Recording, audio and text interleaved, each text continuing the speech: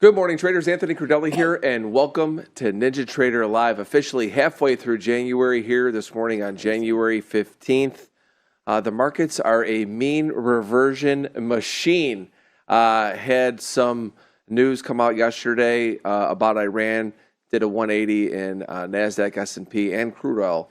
So a lot to talk about this morning. We'll see what's in store for us today. Joining me in studio, senior economist Tracy Shuchart. Good morning, Shai. Good morning, all. Macro strategist Craig Shapiro. Good morning, Craig. Good morning. And my guy, look at him. He's got the Junior Soprano shirt on today, everybody. Get it? We need to get a real... Here he is. Sopranos 2, the casting is beginning. Jimmy is going to be the lead role. He's also, twilighting as our senior market strategist, Jimmy Cagnina. Good morning, Jimmy. Good morning, Naples. It's a glorious day here on the island and a great day to be a day trader in the futures markets, that's for sure. I mean, you got to be Italian to have that in your closet. That's just the bottom line. Like, I wear that shirt all day long. You wear that to like a summer party where they're grilling Italian sausage. I mean, that's. Well, usually I don't have this top button buttoned right now, but I thought for the show I better button this one. So, we appreciate it, Jimmy. Chat. Good morning. Hopefully, you're all doing well. Really, a kind of a day trader's dream. Hopefully, for many of you, hopefully you're making money. One person's dream could be a nightmare. But for the most part, we're getting volatility kind of across the board. Sometimes volatility be good, sometimes it can't be. From a swing perspective, it's tough to hold anything. I put in my note this morning, you could be short, you can't stay short. You could be long, you can't stay long. And that's kind of where we are with everything, making sure you're keeping everything close to the vest. And they're just kind of churning through halfway through January here. Some things are standing out. Russell obviously still stands out. The bond market, which we're going to get to with the macro panel, did not sell off like we probably would have anticipated yesterday with equities getting bid. And we wonder what that means under the surface, because if it's an Iran retracement, then why wouldn't bonds maybe start to sell back up if they've been getting bid because of it? Again, a lot to talk about, but until we get to all that, Shai, the news? Yep, so we had overnight on... Well, let's do on the tech front. Overnight, we had the long-awaited TSMC reporting came out. It was a huge beat. The NASDAQ is excited on this because the company is earmarking 52 to 56 billion with a B in capital spending for 2026, stronger than anticipated projection. The company expects revenue growth of close to 30% in 2026, faster than at the average analyst estimate.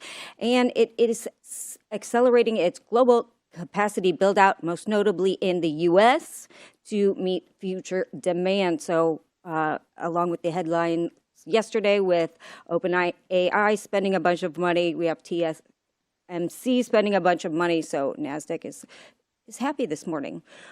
Investors are now going to be able to track the performance of generative artificial intelligence companies. So Morningstar is now launching a gauge tracking 20 AI, Gen AI companies. They're calling it Gen AI companies. Gen AI companies that will be published daily.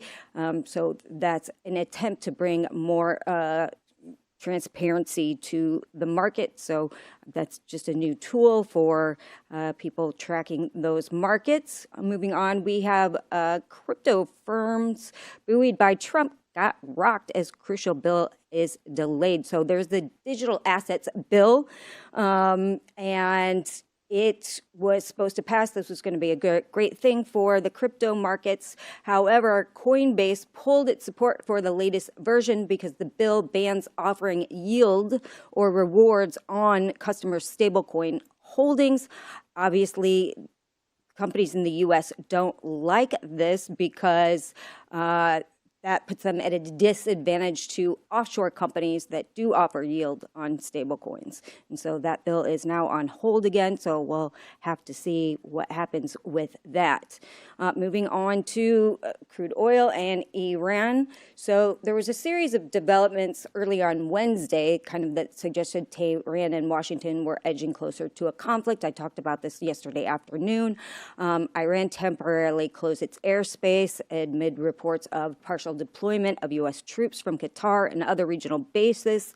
and we had the UK announce that it was temporarily closing its embassy in Iran. We also had the U.S. Embassy in Saudi Arabia had warned Americans stationed in Saudi Arabia to be careful. So then we came out and Trump came out and told reporters on Wednesday that he had been informed that the killing in Iran has stopped, and adding he would be very upset if the crackdown continued. And this kind of was a market shift from earlier in the week when he urged Iranians to keep demonstrating and vowed that help is on the way.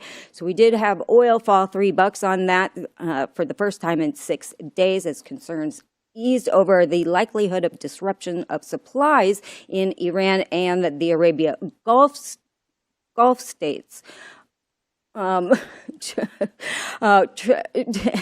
Tracking from Flight Radar 24 also showed flights have resumed over Iran's airspace after temporary closure this morning.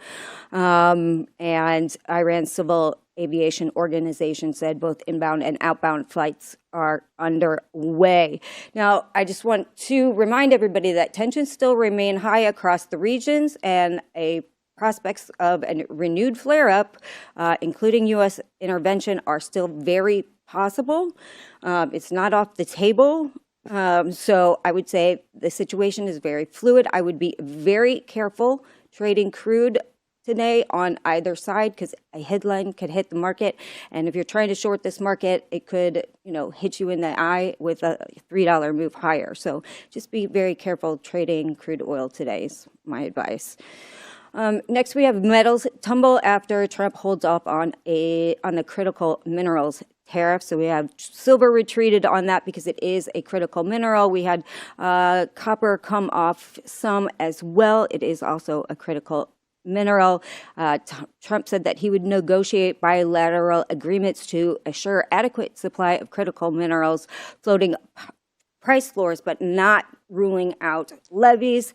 So again, also a fluid situation, because we do have tariffs on critical minerals. If he changes his mind for some reason, that could reverse these markets as well. And as we know, tariffs kind of have kept, fears of tariffs have kind of kept supplies headed towards the U.S., including silver and copper in U.S. warehouses, which is contributing to kind of a global short squeeze. So if he still hasn't decided, he said that he is holding off again on tariffs. So again, another situation that's important to note. And then according to one of my insiders, November 26th is the date that intelligence analysts are calling for the export cliff, the moment Beijing is expected to implement a full-scale cutoff of rare earth exports to the United States and its allies. This is going to be very important because we have not built out our own supply chains yet. And so if this does indeed happen, that could cause a lot of chaos in the critical minerals and metals markets. So just something also to be aware of. Next on the docket, we do have 5, once again, Fed speakers today. We have Goolsbee, Bostic, Barr, Barkin, and Schmid.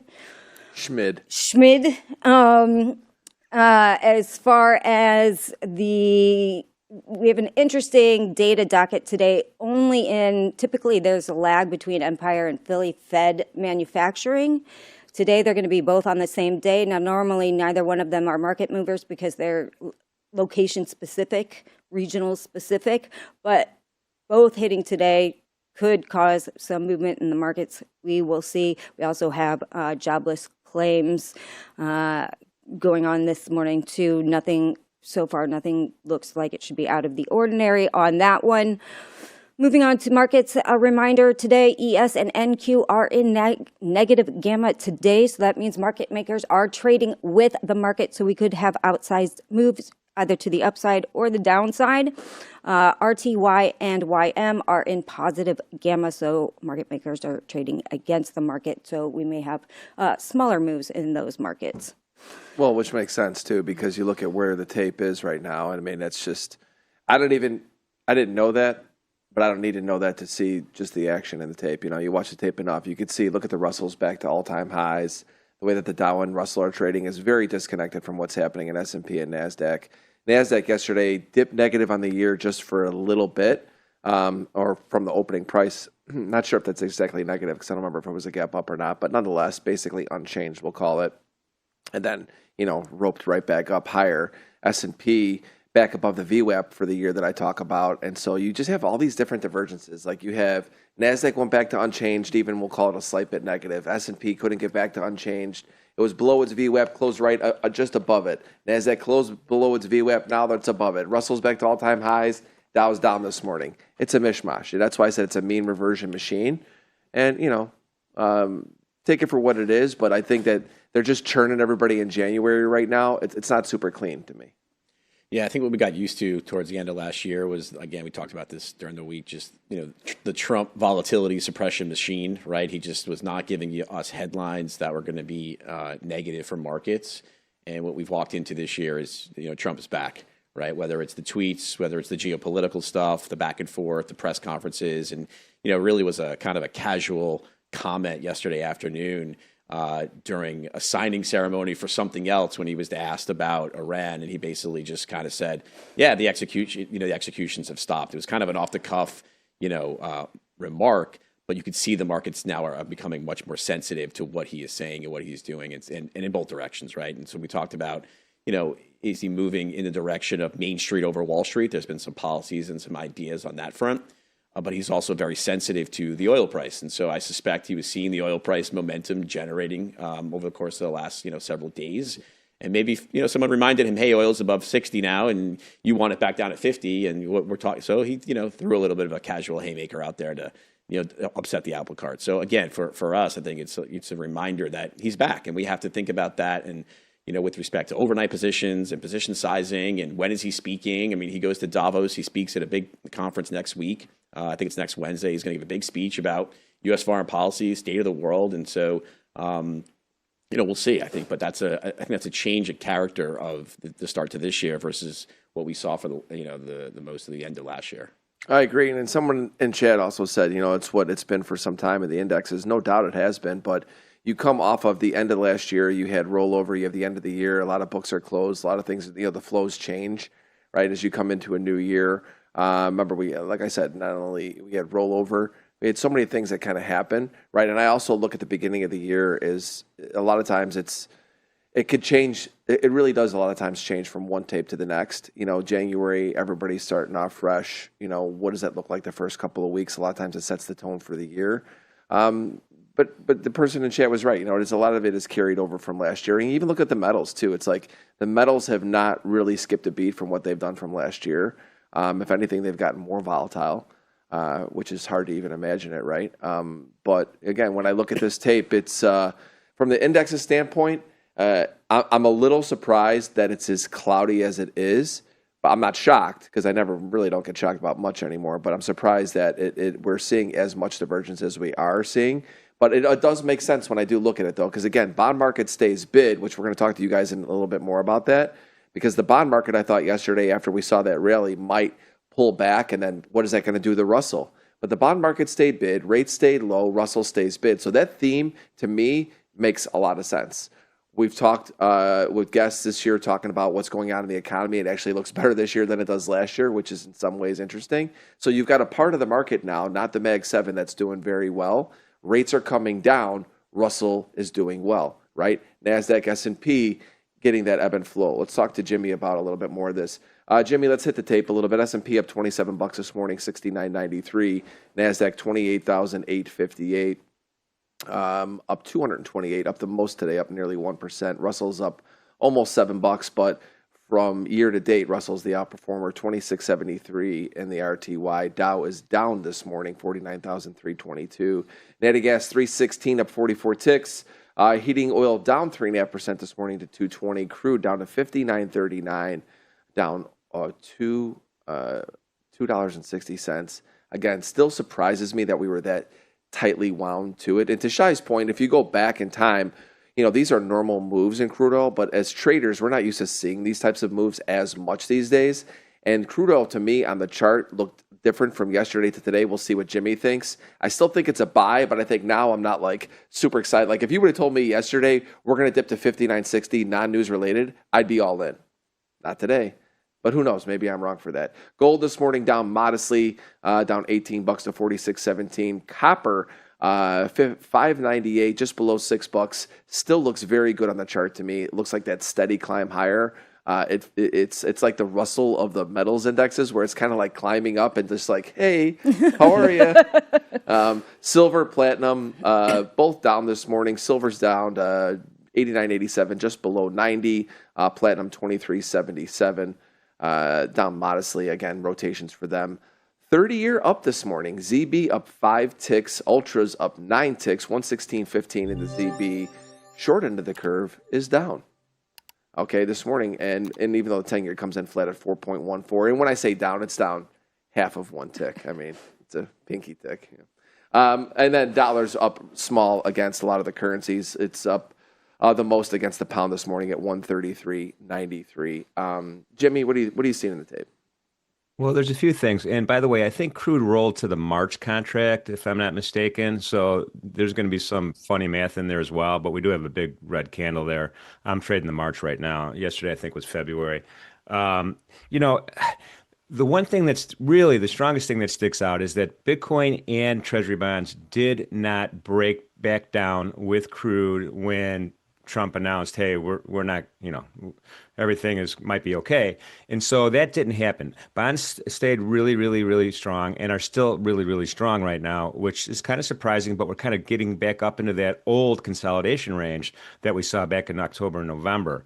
And Bitcoin, again, is trying to get to that 100,000. There's money flowing in. I mean, we had some money flowing in. I have a stat, actually. We have that Bitcoin ETF flow measurement. IBIT of 648 million yesterday flowed in. And then the Fidelity version of that FBTC, 125 million. So flows were going into those instruments yesterday. And there we have it on the screen. So that was kind of a real money flow thing that happened yesterday, and it's sticky. It's staying there right now. We'll see what happens once we open. But dollar index is kind of creeping back up. Dollar's getting stronger again. We're over $99. When me and you were talking earlier this morning, we were in 98 handle. Now we're 99 handle. So dollar index is pretty strong right here, surprising a lot of folks thinking, dollar's going to break down to zero. And then lastly, probably the most interesting thing, I think, is the Russell 2000. You mentioned it yesterday. I've been looking at that. CME has a equal weight futures. It's not tradable. It's small volume, but once the market opens up, you do get data from that. And so when I look at that equal weight futures yesterday, it was really strong yesterday. So it's telling me that with the strength of the Russell, there's some rotations going on. Equity investors want to stay in equities, and they're just looking for alpha. They're looking for the right places to be, and that's been flowing into the Russell 2000. I mean, spot on, Jimmy. I mean, I think that's exactly what it is right now. Craig, I want to go back to you. Talk about the walk back on. We're getting a little feedback on production. Yeah. Check there. Is that you guys out there in chat? Are you guys talking? This is the second time I heard. Is that Dallas Bates getting in my ear? Larry Pumpkin? Drunk Radish? Are you guys talking to us? Second time I heard that, I'm like, what? Let's talk about this a little bit, because yesterday that move in the bond market to me was interesting, because right away when we had that move, I immediately looked at the bonds. I'm like, okay, do I need to be worried about this? I was short NASDAQ, so of course I'm like, where are the bonds? And I'm like, man, they're really doing nothing. And I'm like, is this just bullshit? And I'm just curious, what are your thoughts on like kind of what unraveled yesterday, and then talk about more of what you're seeing today? Yeah, yesterday was a violent dispersion day. It kind of felt a little bit like a mini quant quake. I mean, basically had a near 200 basis point outperformance of Russell over NASDAQ. You had a 500 basis point outperformance of value versus growth. You had most short names up 2% and kind of high quality names down. It seems like we've been talking about, you've been getting these violent dispersions every day, right? Because particularly during an expiry week, you have the indexes kind of largely pinned, and people are looking for alpha, to Jimmy's point. And so what we saw yesterday afternoon, we've talked about this before. There's these big covered call strategies that have monster options positions. QYLD is the big one for the NASDAQ. They have a level that down at 250 on NASDAQ, right? And so we kind of got to that level yesterday afternoon. Seemed like maybe like a natural place to maybe find some support. And so once we bounced on that and we got the Trump headlines, then you kind of got into negative gamma. And so, NASDAQ really started to move in the other direction. I think that was part of it. That trade starts to come off the board today and gets rolled tomorrow. So you'll have some buying pressure for that today and then some selling pressure for that roll for tomorrow. But look, I think we've been seeing that dispersion. It's continuing. Then the question I have is it real, right? Is the economy really positively inflecting or not? And so I think there's been some signs of some strength, and there's been plenty of signs that we're not getting that. We'll get some claims data this morning to see if the labor market is holding together, or did the turn of the year kind of lead to more layoffs. I think that'll be important. The inflation data not really showing too much, but we talked about that earlier in the week too. Kind of lower than expected inflation. Is that going to be a market mover? Is that going to help move the Fed? Fed speakers out yesterday were really kind of discounting any likelihood of an imminent cut. So it seems like the Fed's kind of off the table too here. So where's the incremental positive going to come from? It's going to come from earnings. And so all we had so far this week is bank earnings, and so far the market's puked on the bank earnings, right? So we'll see. TSM obviously big number last night, kind of a unique character there, but that's really helping the NASDAQ. But next week and into the following week, we'll get the ballast of earnings, and that'll be the key determinant of whether or not equities as an asset class are going to keep moving here into into 2026, I think. Yeah, I mean, I look at it from my time frame now, which is multi-day, and it's like, again, I lead it off my note. You can be short, you can't stay short. You can be long, you can't stay long. And I feel like that continues to be the theme when you look at S&P and NASDAQ at least. But Russell's the one where it's staying steadily bid. And again, you're right. Is it for real? Is it? We've seen this before. We've talked about it before. Meredith and I talked yesterday about the crude oil trade that we were both trying to get in for a while. I was long a bunch of times at the end of last year, and of course it eventually rallied and I wasn't in it. But I look at the Russell. Is this the time where the Russell just keep going up? Because it doesn't feel like it's also being talked about a ton right now. It's kind of like, nobody wants to jinx it. No one wants to jinx it. At least in my circle of friends. Yeah, it's in it's in my long-term portfolio. I'm holding it, and I'm like, my mining stocks. I'm like, let's not talk about it. I know. I have that eye emoji where I'm looking at it. And I'm going, I want to sell this so bad right now. I've had some in there for a while, and I'm like, this thing is just, again, it's. Look, this is the market that we have, right? And I think that halfway through the month of January, if we had to sit back and look at it, I mean, it's pretty clear to me what this year has been so far. Small caps, metals remain in play, massively in play across the board, right? Copper's come to life. S&P and NASDAQ, not bearish, but not overwhelmingly bullish. You could sell into strength. You can buy into weakness. Don't overstay your welcome as a day trader. Great two-way mean reversion tape. Dollar continues to try to find, its way higher. And, the bond market remains bid. And that's the one thing that if I had to go back to the beginning of this year, that I would have said, where am I surprised 15 days in? I probably would have been surprised that the long end is up more than the short end.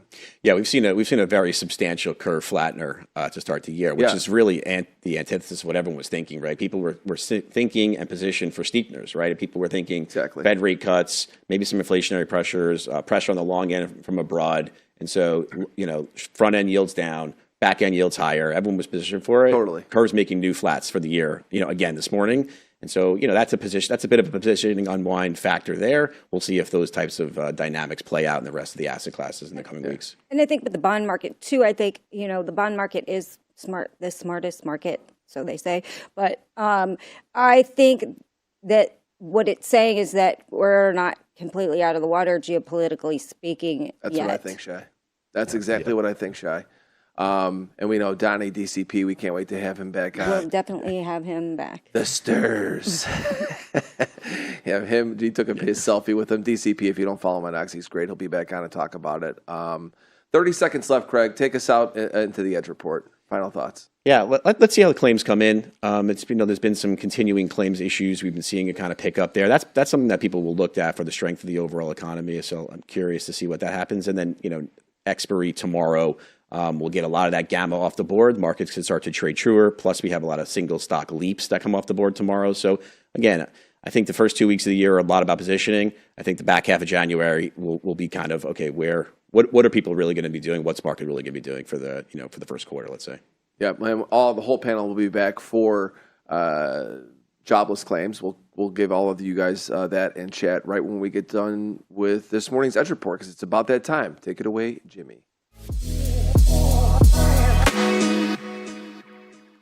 So many markets we could talk about, but let's go ahead and start with the Russell 2000. This is just a daily candle chart.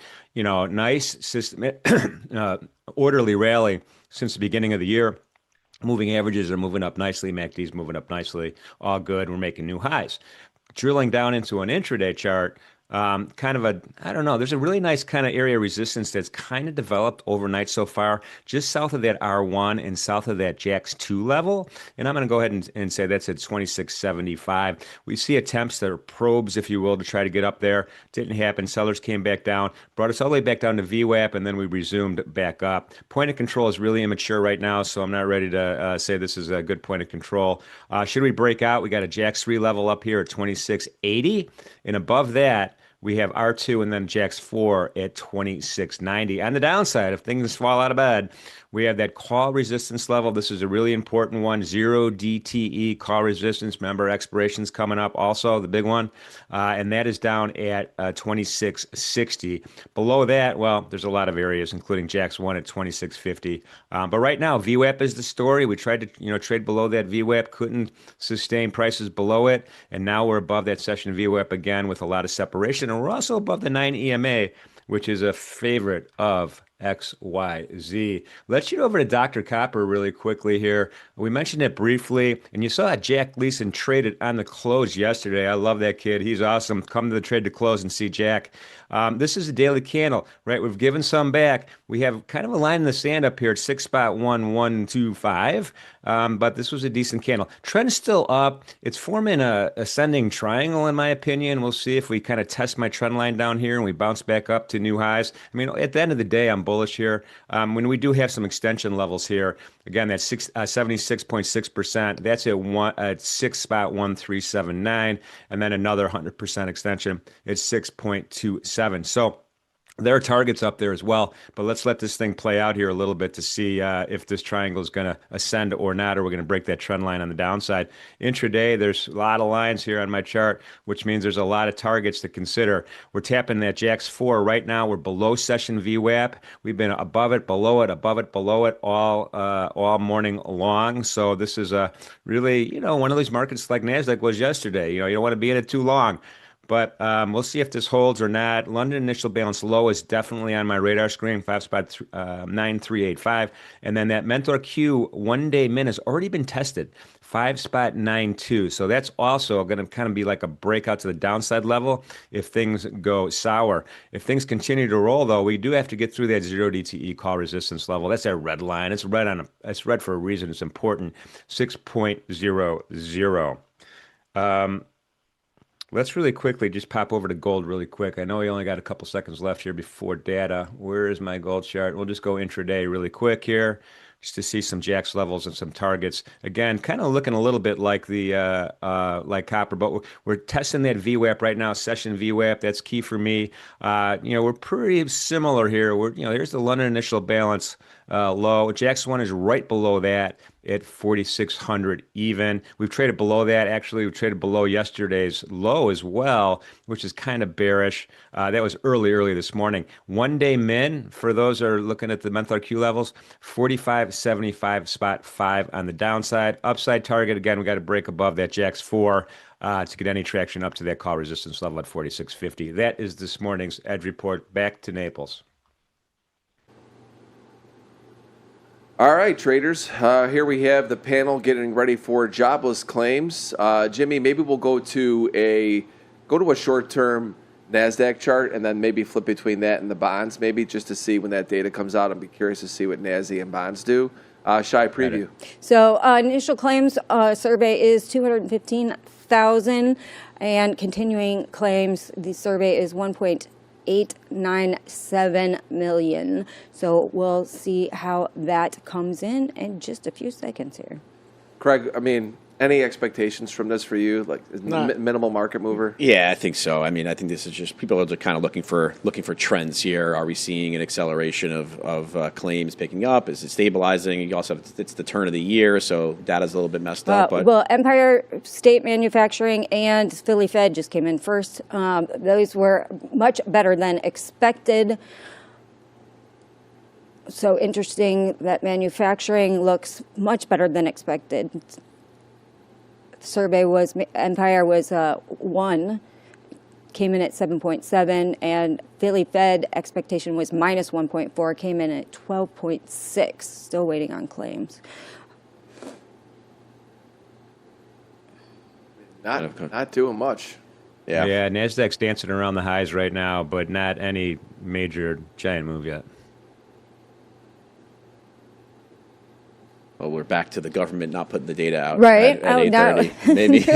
So I don't know. We still don't have claims data. Are we getting claims data? I mean, 2-year yields have a little bit of a little pop to them here on back, I guess, of that better sentiment data, survey data. Plus, there's import data, import price, export price numbers, which look a little bit firmer. So it came in 198,000. Survey was 215. Came in much better than expected, and continuing claims at 1.884 million. Just a smidge better than expected. I mean, if anything, it adds a touch more weakness to the bond market, which it did. I mean, bonds now slightly negative. Quick thoughts about what this is, and then maybe anything else. Final thoughts into the day. Yeah, I've been trying to focus on the labor market. I think it's what the Fed's going to be looking at, and right now we're just not seeing a pace of deceleration that is concerning for the Fed. So I think we're going to continue to price out rate cuts, through the first half of the year, particularly while Powell's in the seat. Trump was asked overnight about the Fed chair. He mentioned the two Kevins again. I expect we're going to get an announcement from him probably before the end of the month. Is it next week or the week after Davos? We'll see. But it seems like either Hassett or Warsh are top of mind for him. So that'll be the next move for the Fed. Who's the leader, and how does the market react to it? Jimmy, final thoughts before we get to our guest today. Yep, bonds are back down to session lows right now off of that news. We have that JAX 1 level at 116 even. So we'll see if we hold a 116 handle or not, but bonds are definitely in a sell-off mode. Yeah, and we'll see what that does to equities throughout the day. Again, panel, thank you. Shai, just you and I now, girl. We're going to bring in our guest. Quick preview. We have Tony Edwards, who is a 20-plus-year independent futures trader and educator, and an OG NinjaTrader platform user for sure. Excited to talk to him about what he thinks is going on in the markets and what he is looking at in the markets. I'm excited to have him on. I mean, all these years I've been following him on X. Is this a face reveal? I know, right? Bring him in. Good morning, you guys. What's up, Tone? How are you? I'm well. Deli, how are you doing? Shy girl? I'm doing great. Awesome. Yeah, it's great. Thanks for having me. It's great to have you here. So this morning, again, we got a little bit of data. You probably heard a lot of the pre-market talk and where we are this year. We talked about a little bit of divergence in the indexes, which spilled over from last year into this year. Metals remain steadily bid. We talked about the bond market this morning on the data, and yesterday the reaction in crude oil off of the Iranian news. So we kind of covered the gamut. What are you looking at coming into this morning? I mean, we have a lot of stuff going on, right? We have Venezuela news, we have Iran, we have Trump fighting with Powell, basically. So when we have all of this news, what I kind of do is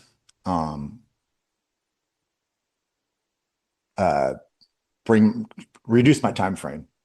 So reduce my time frame for trades specifically, because when things get volatile like this, like we don't know, we could be long the S, for example, and then something comes out and then we're down 40 points or whatever. And so when we have this high volatility in this news-based environment, I try to I try to keep my trades, I manage my trades as I'm trading them quicker, right?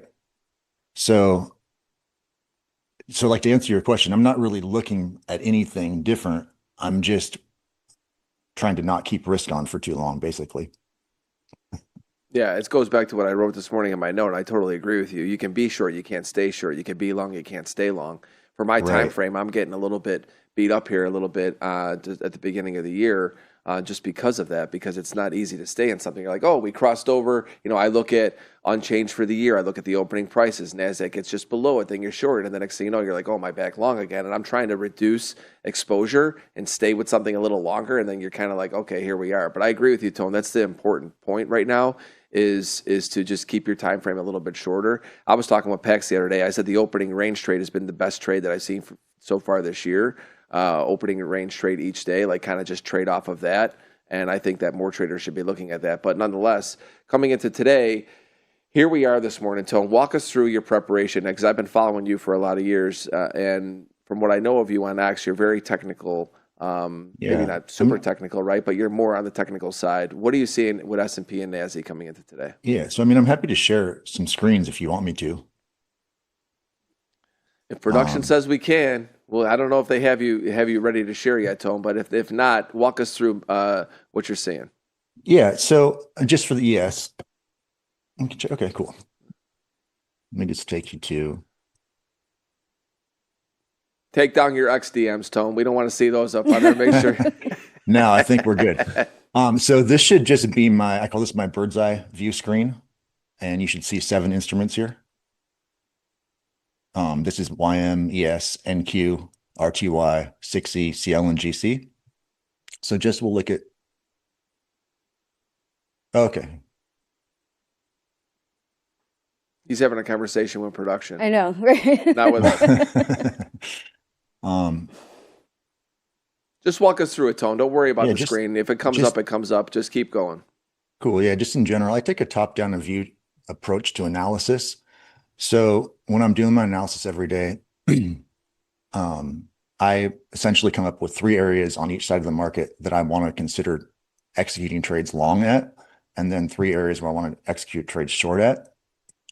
And as we open, as I come into the day, I'm looking at what price is done overnight in relation to the zones that I've established for the day. So you can't see it right now, I don't think yet. Can you see this yet? No, you're Yeah. up. Okay. We're good. So, sorry, you can see this or no?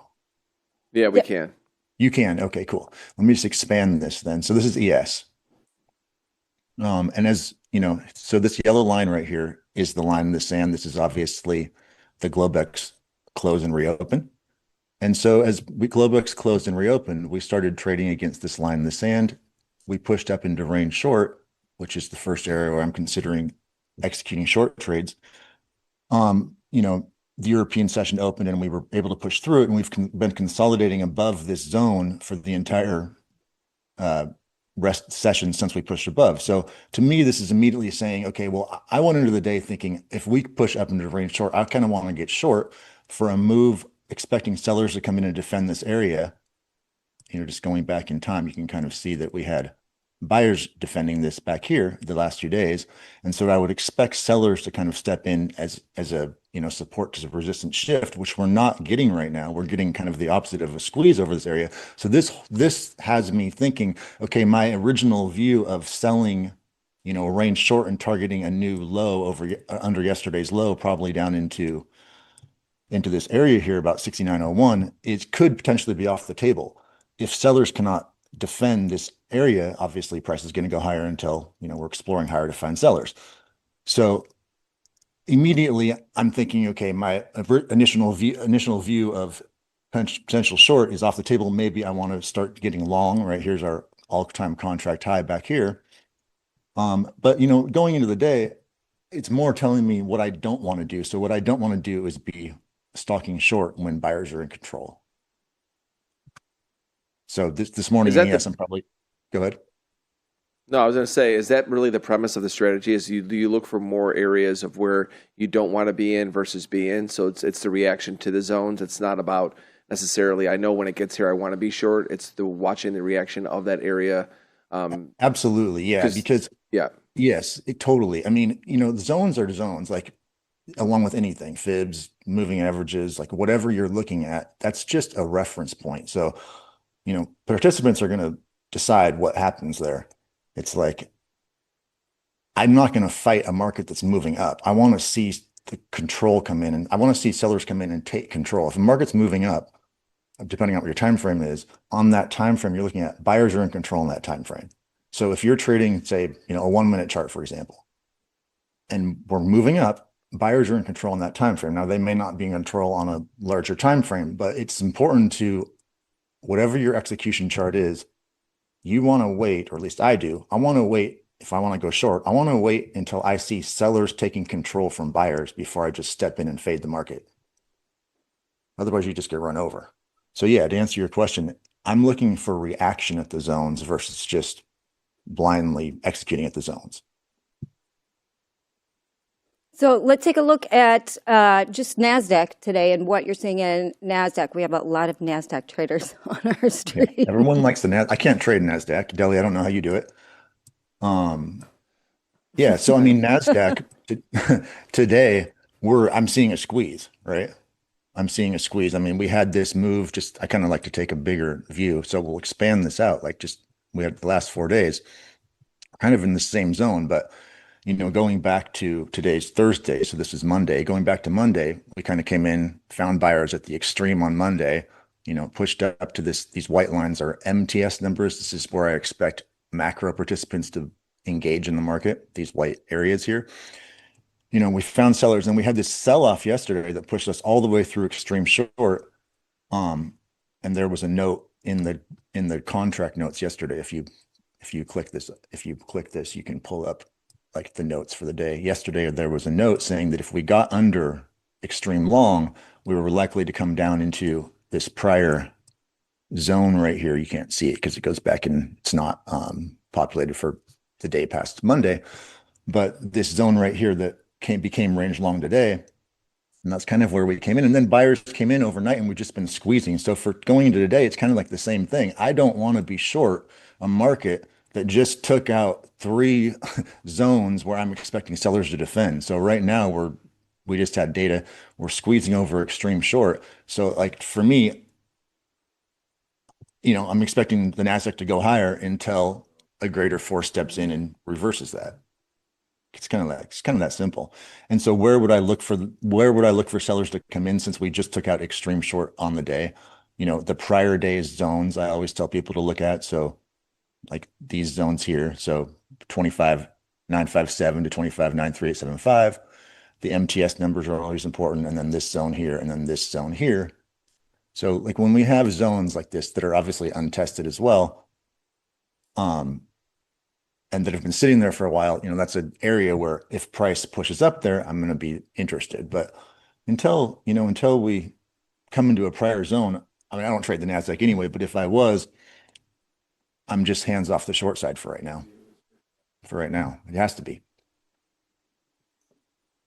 And then we just have a couple of minutes left. Okay. But before we go, got to take a look at crude oil, of course, Yeah. my favorite market. Absolutely. Yeah. So oil, we just moved to March contract. This is still February.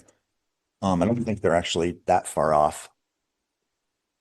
But yeah, so oil, same thing. This is February, but we came in, yesterday we had that Iran news right here, and then we kind of spiked back up.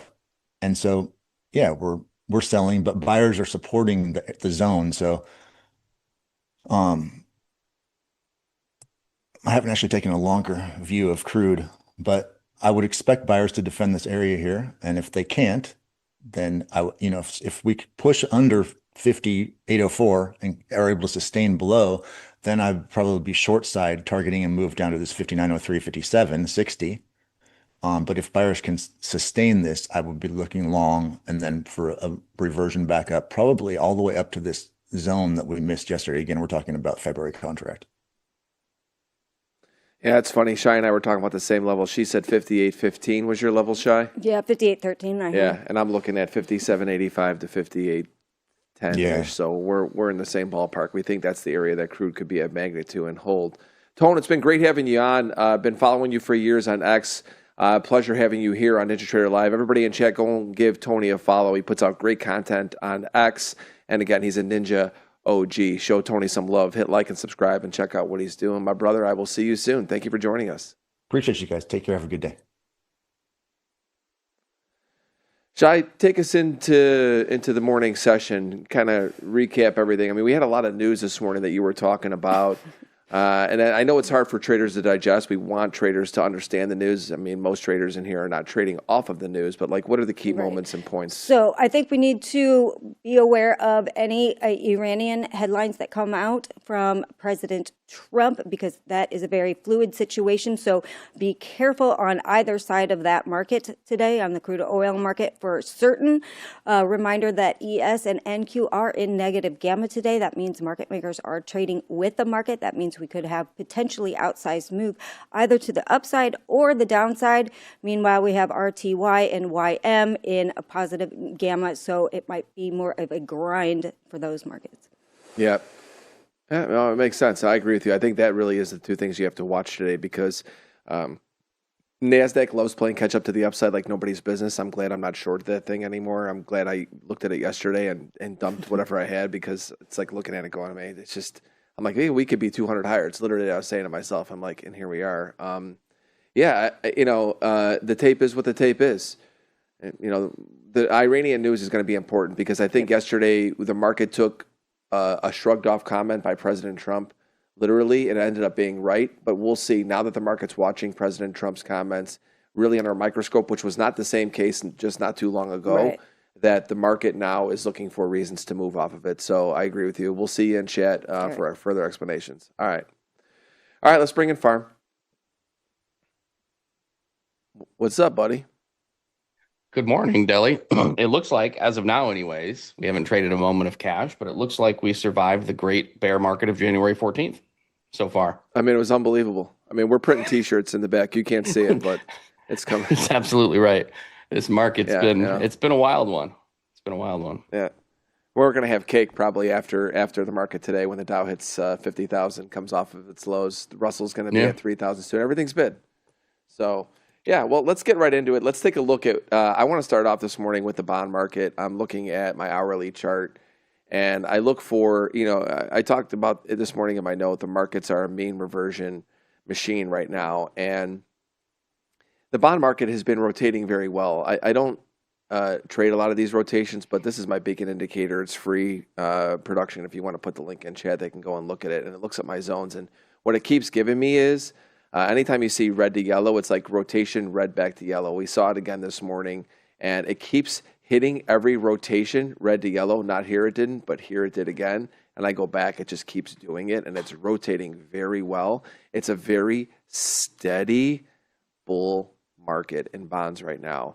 And I go back to what I talked about with Craig this morning and Shai and the whole panel, and I said if there's one thing that surprises me this year is that the markets are as bid as they are. And when I look, the bond market is as bid as it is on the long end. It's outpacing the short end, and I would say most people probably didn't see that, which then spills over into why the Russell is so strong, right? And you look at the Russell, and I go back to it, and I look at this quite a bit. And when I get my sell signals, if it stays above reds, they go to the next red, so it stays in like this zone where it's like. The market, it's just saying to me it's very strong is basically what it means. Anytime I see my new red lines come in and it stays red to red, not red to yellow, it's a market that's just an outperformer. And anytime we get blues, they're like coming right back to yellow. And there's been so few of them that the market is just super strong. And I think that that's feeding off of that weakness in rates, but strength in the long end of the bond market. And so when I look at, I'm someone who I try to make a little bit of sense as to what's happening when there's divergence in the indexes, and this is what makes sense to me when I look at the Russell and right now why it's an outperformer, right? And we've also talked about the rotations. Cags talked about it earlier, where look at equities are made to go higher, even the Russell. I'm sorry, but and when you look at it. When you look at what's happening across the Mag 7 and everything else, they're not doing really well, and these other sectors are. And that's why you see the Russell outperforming. So for day traders, I always look at it like this. If you're someone who is looking for the more trendier market of the indexes, and you look at Russell RTY, you're going to stay more dominant on the buy side versus the sell side. If you're a mean reversion trader, well, then here we go. I mean, the NASDAQ's your market, right? I mean, when I look at the NASDAQ, I'm getting blues and reds, which means it's just a rotating market. They're selling strength, they're buying weakness. And the key for the NASDAQ yesterday for me, and I know Pax put this out, and he and I look at the same thing. I've been looking at this for a couple decades. Opening price of the year. NASDAQ got just below it. It spent quite a bit of time actually below it. And then at the end of the day, it rallied back up. I actually got a blue buy signal on my 60-minute, and it rotated back up. And now this morning, it's opening up above a red, which is telling me it went from really a rotational kind of underperformer to now could be an outperformer today. We'll see if the indexes get all on the same page and start to push higher. A pivotal area this morning for me is going to be 29,852 in NASDAQ. If it stays above it with hourly closes, I think it's going up to, it could reach as high as 26,111. That would be the very high end for me. But if it fails to hold 25,852, it pulls us right back into 25,680, which when I go back to my daily chart, which I had talked about with you the other day, it comes in, right now it comes in at the 21-day moving average. The year-to-date VWAP has moved all the way up to roughly 25,840-ish. So that 25,850 is really, really important today as a pivotal area in the NASDAQ. If the bulls can sustain above it, I think that they keep running it. And we talked about negative gamma. That means that they're going to chase prices higher. They'll chase prices lower. So I watch 850 as a very pivotal area today for short-term NASDAQ traders. Above it, this thing could run, and it could run further than you think. Below it, I think the whole day can be given back. And that's what I see. We'll see what you got inside the tape. Yeah, I'll start with the NASDAQ as well. And actually really just generally, right? So both NASDAQ and ES came down yesterday and took out last week's cash hours low. And if you've been a subscriber for a couple of months anyways, we talked about that on a monthly basis, right? When November came down and took out October's low, bull markets don't roll over easily. There's almost always going to be a back test higher once you end one time framing higher. One time frame simply just means you're making higher highs and higher lows on that time frame each day, right? Not a pattern of higher highs and higher lows like your market structure, but just each day or each week or each month, what have you, makes a new high and a higher low relative to the previous one, right? So we ended monthly one time framing higher in November for the first time since basically the lows, and immediately back tested higher. Well, in this instance, we took out finally a prior day low and a prior week low. We're going to get a back test higher almost every time. Now, this obviously looks like more than just a back test higher, and sellers had an opportunity to defend overnight. And obviously, again, we haven't traded a moment of cash here. But what must happen for me is this 791 to 804 is going to be key for the rest of the week. This is where sellers should have defended overnight if they were going to. We got the TSM earnings that was well received. And then obviously the nothing burger with Iran potentially, maybe, we'll see. This was extremely bid, they really squeezed them out here. Some pretty thin structure and some spots, multiple sets of single prints, but a very strong move. But all that matters to me really, and probably for the rest of the week, is going to be the 791 to 804 weekly level that captured Tuesday's low and yesterday's high, basically. So it makes it a somewhat natural spot, even if it hadn't been a weekly level. But for me, that was the potential opportunity for sellers to trap price below there and find some area down here to build out some volume, right? Just like this upper distribution where it is back into now, they would have need to trap all those longs off sides and then build out volume lower. And as of now, they have not done that, right? So I think what's going to be interesting to see, NASDAQ has been weakest for a long time, right? So do traders see this as a selling opportunity when it's up huge? And do they come in and step on this? Because right now, like the Dow looks kind of weak, the Russell looks a little toppy, and then obviously the NASDAQ is going to the moon. Does that change? So just watch, does that change at the open? I always reassess relative strength on the cash open, of course. But I mean, bare minimum, sellers need this back below 791 to 804, or really this move up to 930s was likely, and as you mentioned, potential for much higher. So, was this rinse out the opportunity to give NASDAQ finally some strength? to get off its ass because it really has been a dog for months? Or is this just another opportunity for sellers to come in and sell this? But again, if they can't get this back into yesterday's range, the 791.804 level, then nothing doing, right? So that's going to be a major pivot for me for the rest of the week and possibly next week if we end up trading back below it. But that to me is the line in the sand. So if buyers can sustain that, they can keep working up this range back potentially up to new highs. If sellers do come in and they see this as a selling opportunity, and they can get traction back into yesterday's range, then I think we're all going to see this a little bit differently, right, than maybe we perceive it now. ES is broadly similar. Excuse me. A little bit less strong. The spot that I'm going to use, and I'll probably carry forward into next week, it's going to be 79.75 to like 83.5. Basically the spike area from Tuesday and yesterday's high. Same type of deal, right? So sellers had a chance to defend, buy roughly here, and then build out volume somewhere in this lower distribution that was potentially forming and still could form this week, right? Again, we haven't traded a single moment of cash yet. So that's going to be the line in the sand. If you want to just call it 80, 69.80 to make it easy, I think that's fine. But yesterday's range, right? We're going to open on a true gap up. And so on a true gap up, we monitor the open. I like to monitor the first 5 minutes. I won't say the 5-minute opening range because Pax will yell at me. The range of the first 5 minutes, Pax. And I'm just using that to make a gauge, right? Can buyers then sustain above that 5-minute opening range on a true gap up? Or can they not even sustain above the open and all the action is below the 5-minute opening range? Then I start looking for a back test of the prior day's high. That's kind of the too long, don't read.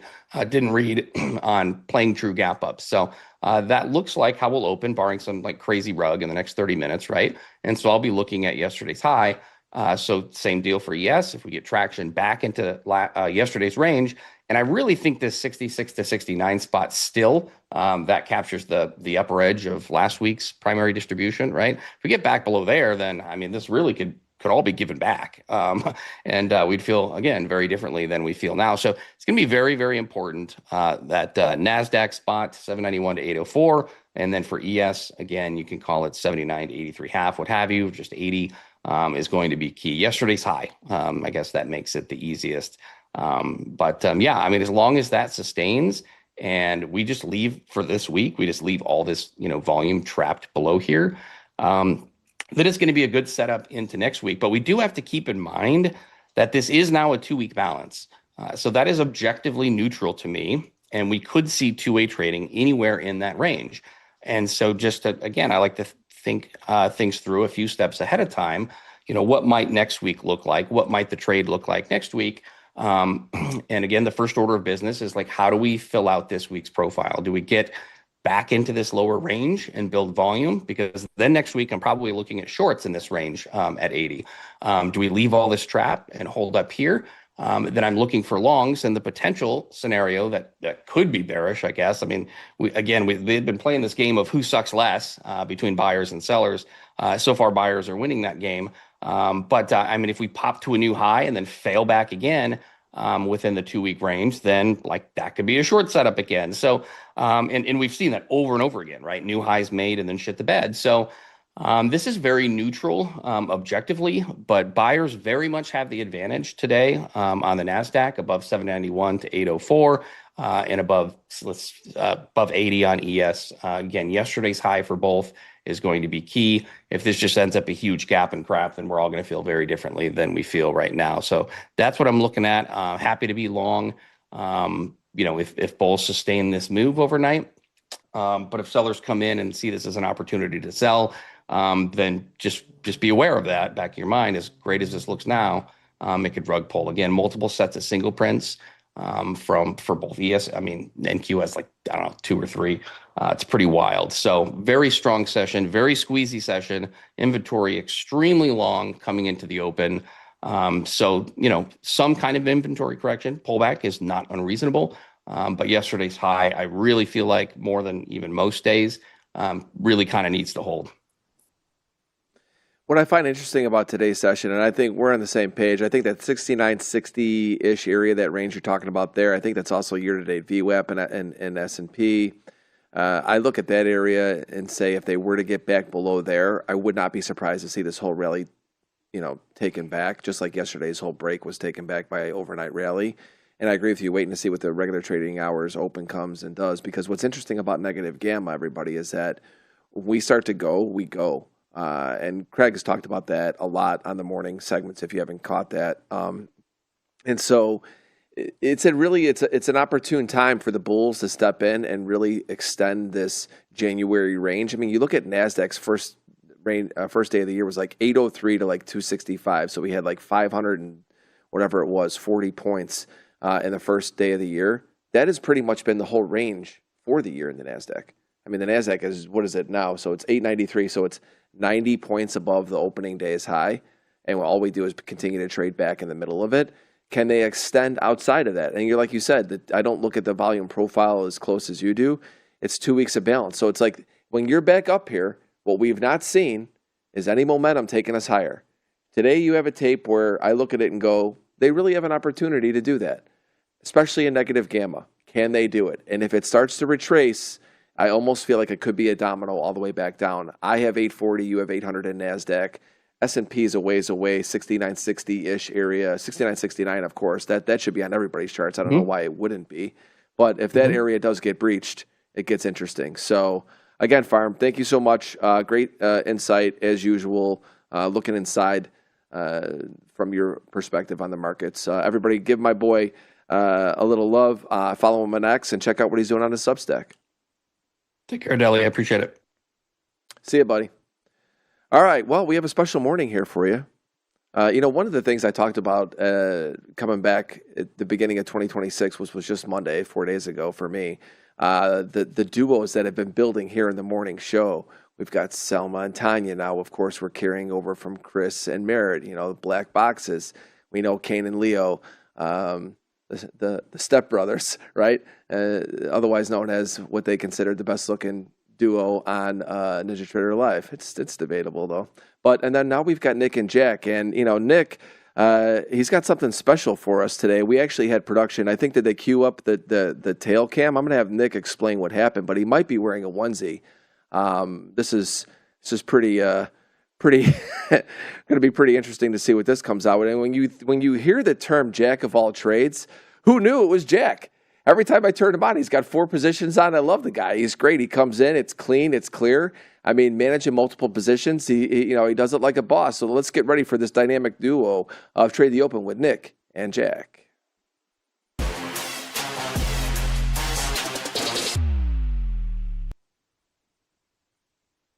Good morning. Oh, dude, I looked at Jack at first too, and I'm going, no way, does he have something on that? Like, dude, it threw me off, Jack. I'm like, does he have something on? He's just got a hoodie.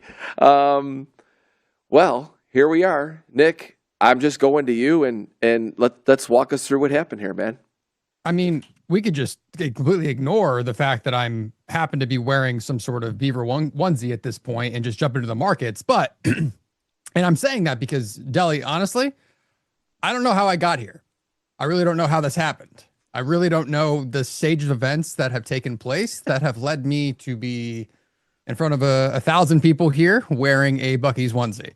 But I'm a man of the people, and when the chat and I, let's say, make a bet, or when Leo somehow cons me into accepting some bet that he's made for me with the chat, I'm a man of the people. I'm a man of my word. And the chat had achieved our trade the close goal of getting us over a certain amount of likes. And if they did, I had promised, since I was already going to be passing at Buc-ee's yesterday, that I would purchase a onesie and wear it on stream. And so here we are. The chat has done their part, so I'm doing mine. Yeah, good morning, it was everybody. 500 likes. Yeah, and it was 500 likes. And I'm going to tell you right now in chat, if we get up to 500 likes, let's say by what? By the time I get off the mic, well, let's make it a little bit more achievable. If we get up to, what do you think, Nick? 300 likes, and maybe you got to wear this in the afternoon one more time. Well, how many likes is it going to take for this to be kind of a regular occurrence? Because with the afternoon, might need to see this. I don't know how you get away with just a morning show of this. I think we need 350. That's fair. I think we need to up it from there. I mean, we did 500 for the afternoon, so if we don't get above, but this is like a 5-minute span here. You mean like right now before we really get going? Yeah, before I get off, we got to get up to 350.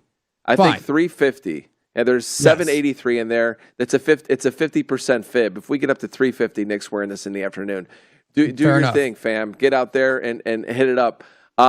Jack, I got to go to you with a straight face while I can, because although I've had some moments on here where it's apparently costumes kind of a regular thing here on NinjaTrader Live, especially in my farm segment. But Jack, I got to tell you, like I said, I've been getting a chance to get to know you and watch you more and more.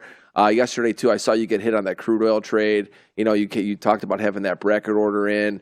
I was actually looking at I had an alert set, and I'm just like, dude, do I want to step in? And just the way you've handled yourself managing all these markets, I think if there's anything all of these people can learn from you, and I mean, I know your style and strategy is something that people are always going to be looking at, but I think the way that you manage positions, your execution, just shows that you've been doing this for a while, and a real pro at it. And so I really appreciate that, because you're able to compartmentalize each individual market and do that. And I think that it's something that I think that the chat can really take in by watching you and, again, get better at it, because the goal is, I think, to get traders to expand into more markets, because in my experience, I've seen success over time occur with more people that trade multiple markets than just one market. Doesn't mean it doesn't happen, but I think that the ability to trade multiple markets is big, and you've been doing a great job at that. He's muted. You're mute, Jack. I don't know if you can hear me. Now I'm unmuted. Yeah. There we go. There we go. I've always traded multiple markets, ESCL, NQ, and GC. But when I started, I do keep a watch list of just the bigger futures contracts, and I always find it that my best markets are one-way directional moves that I can get multiple R trades, or just instead of doing a two-side choppy day in the NASDAQ, which we have often. I mean, it's big ranges, but it's a lot of overlapping price action. We've been in a multi-day balance here to just seek those markets, whether it's the metals right now, where if you're getting long, you have a really good chance that we're going to make a new high in the day. So I made sure to just really reach out and, do that with using bracket orders. I can always have my risk. Yesterday I had an order out in CL that I didn't think was getting hit. It was well over $1 below where we were currently trading. And of course that news hit, and, I got stopped out immediately, but I had that protection in me. So, had I not had a stop there and got in, and all of a sudden we were down $2 within 5 minutes of where I wanted to get long, that's where it becomes emotionally tolling on you. But when you're setting the same amount of risk every single trade, it's just, it's just a scratch in the bucket. You move on to the next trade. You don't get stuck up and hung up over on it. So that's my strategy, parts of it. And I'm really happy to be here and show you guys and analyze different markets and show you how I manage them. Yeah, no, I love it. I mean, I wish everybody did more bracket orders. I think it's just the way to be. I mean, it just makes sense. I mean, you want to manage multiple markets, bracket orders, work them. I mean, don't just work a limit. And you look what happened yesterday, especially in a Trump presidency. I mean, this goes beyond that, but this is especially into this. Remember, we're 47 likes away from Nick having to wear this in the afternoon before I get off the mic. Hit that like and subscribe button. Now let's go to you, Nick. Let's take a quick preview. What are we looking at pre-market here? Yeah, a lot of what I'm seeing, at least in the indices, I think Farm and I are somewhat on the same page here. When you kind of look at this, even going back to as far as like Thanksgiving week, NQ and like the NASDAQ really hasn't done a whole lot. We basically, if you see this profile here on the right, like that's pretty much been the range going back as far as Thanksgiving. More or less, like we've continued to kind of meander around 26K down to the 25,600s, basically this box that we're sitting in. And once again, we're coming into this morning, the market's got another decision to make. Yesterday, I mean, it made sense. It might be one of the easiest kind of caveman, low IQ type of longs, just long the yearly open around that 440 spot in NQ. And not 440, sorry, 470s, 480s. And it pretty much was working like all afternoon, and you were able to kind of ride that all the way back up. So with the fact that we just bounced off that once again, I mean, I'm leaning bullish, at least until we come back up to the same spot, slightly above 26K, where sellers just continue to, I guess, be taking profit and looking to take us down. It would not shock me to see some sort of push up to the Sunday open around those 950s, and then possibly have some sort of violent liquidation back down to the other side of the range. Us continue to ping pong around this. until something changes. Deli, it kind of reminds me of like last January, where we were just kind of meandering in the SPOOs and the NASDAQ around the all-time high, but nothing really outside of a small little push above it to make a new one, and just kind of sitting there and waiting. And then eventually something or someone decides it's time to sell, and we have a more violent correction. It kind of feels like last January. It really is kind of sitting that way in my brain, where just not a lot of enthusiasm to just go continue to push much, much higher. Yeah, and eventually the news is what drove us outside of the range. We continue to talk about these divergences, and I think that they're going to continue to play out. We're going to continue to see them play out until we see the markets finally decide which way they want to go. Remember, the indexes love to go, the cleaner moves when they all go together. But when you have Russell continue to make new highs, the Dow is down today, you're going to have a choppy S&P. It's going to feel the ebbs and flows of it. And we have not gotten to a point where the indexes are actually working together. And who knows how long that can last. Jack, you're someone who trades multiple indexes. Let's go to you and see what you're previewing for today. You could see that how this tape is. I mean, I've seen you trade a little bit of Russell. I don't think I've seen you trade Dow, but you're trading the three majors, Russell, NASDAQ, and ES. How are you trading this divergence that we're seeing in the tape?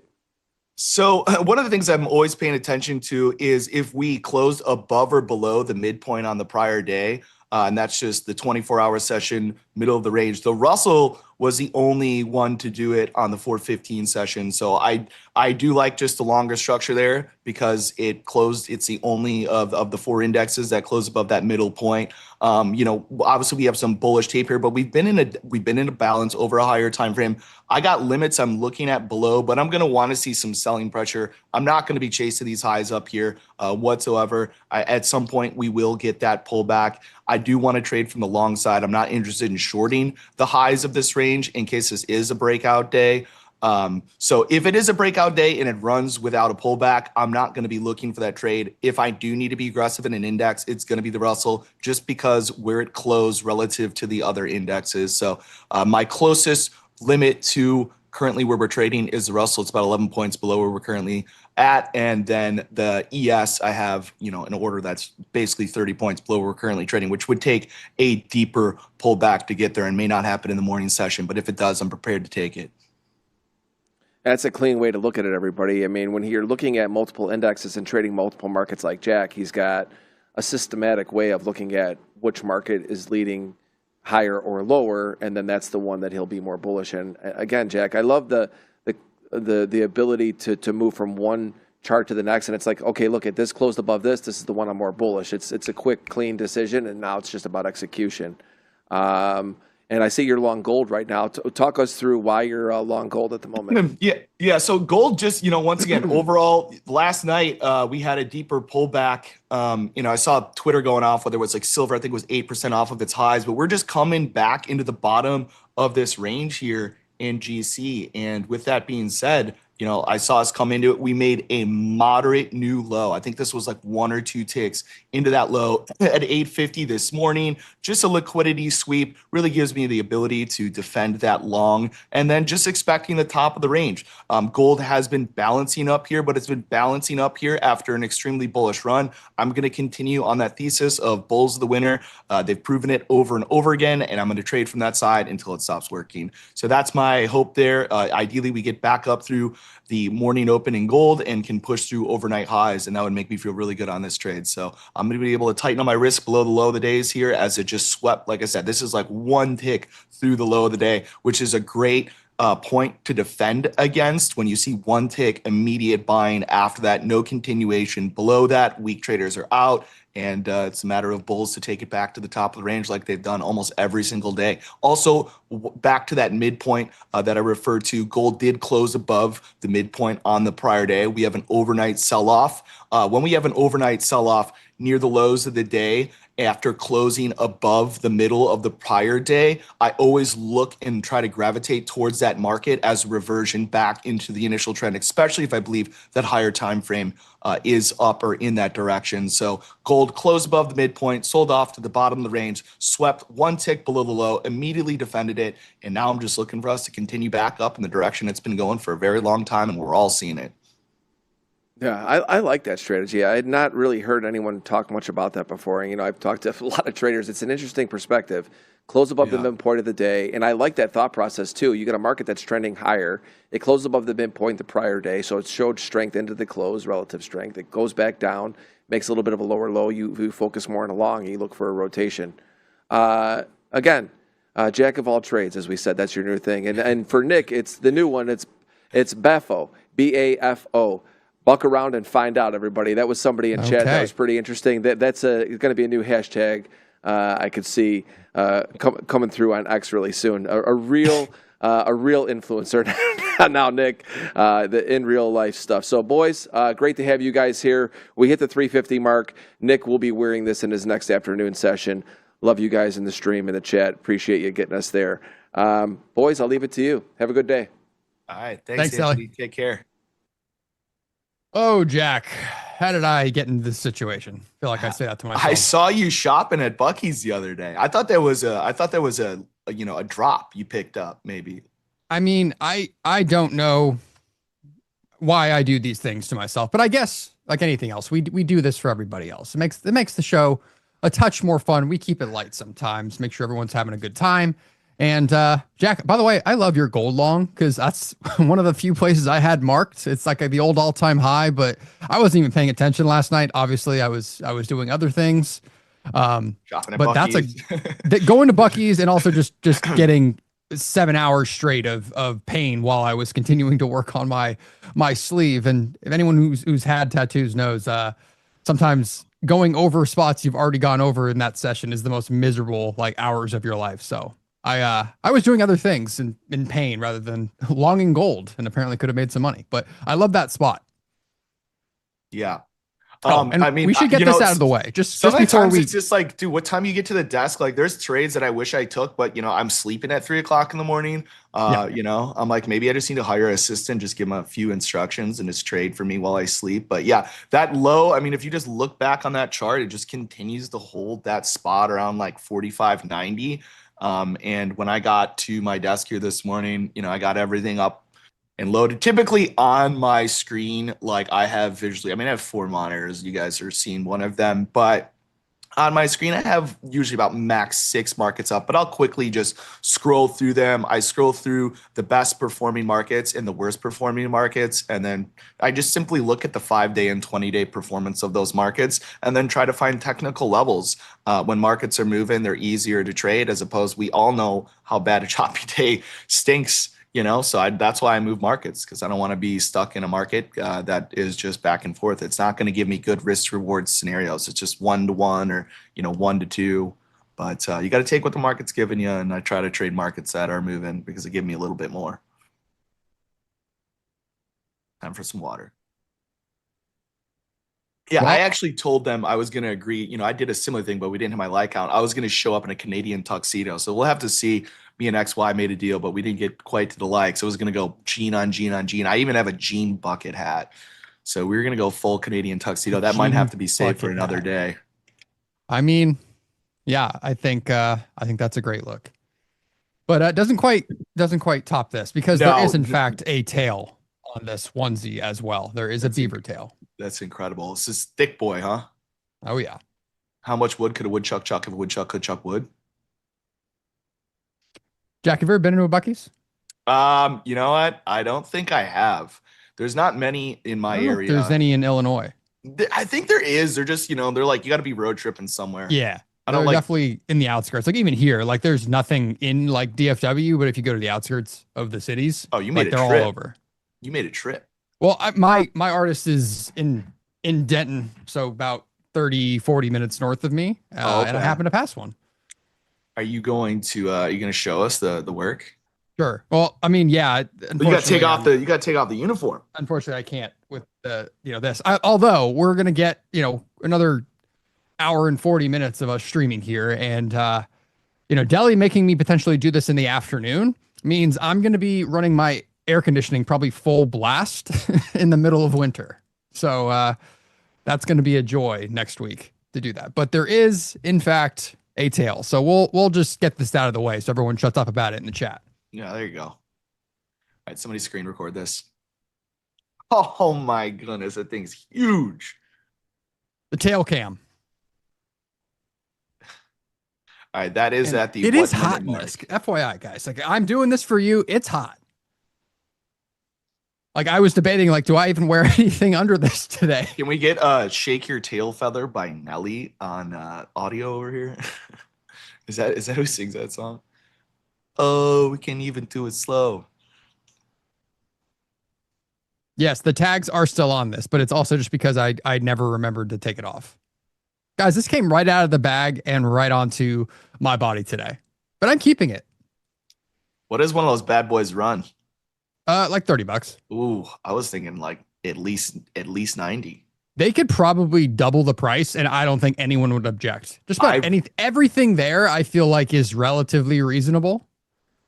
I actually read about a guy who literally decided they weren't selling Bucky's merch online. This guy would go into the store and he became a Bucky's reseller online, setting his own price to the point where Bucky's finally licensed him their I guess their products, and now he sells it online as his own business. True story. Pretty crazy. Interesting. There's money to be made anywhere, including the markets. And that's what we're Yes. going to do here today on NinjaTrader Live. So give us some likes. We got 386. I don't know if the number, you know what? Also 174K subscribers. I think yesterday was 173.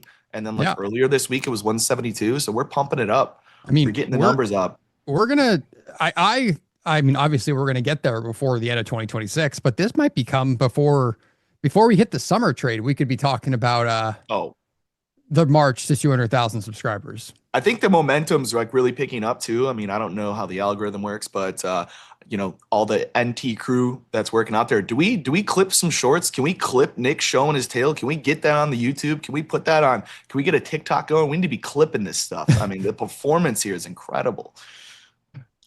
Yeah, we need a social media intern to just keep all the shenanigans ready to go on TikTok. We're about to blow up on TikTok. Unfortunately, I think out of all of us on the on-air crew, Leo might be the only one actually with a TikTok. And I'm going to continue to shame him because he's the reason I'm in a onesie right now.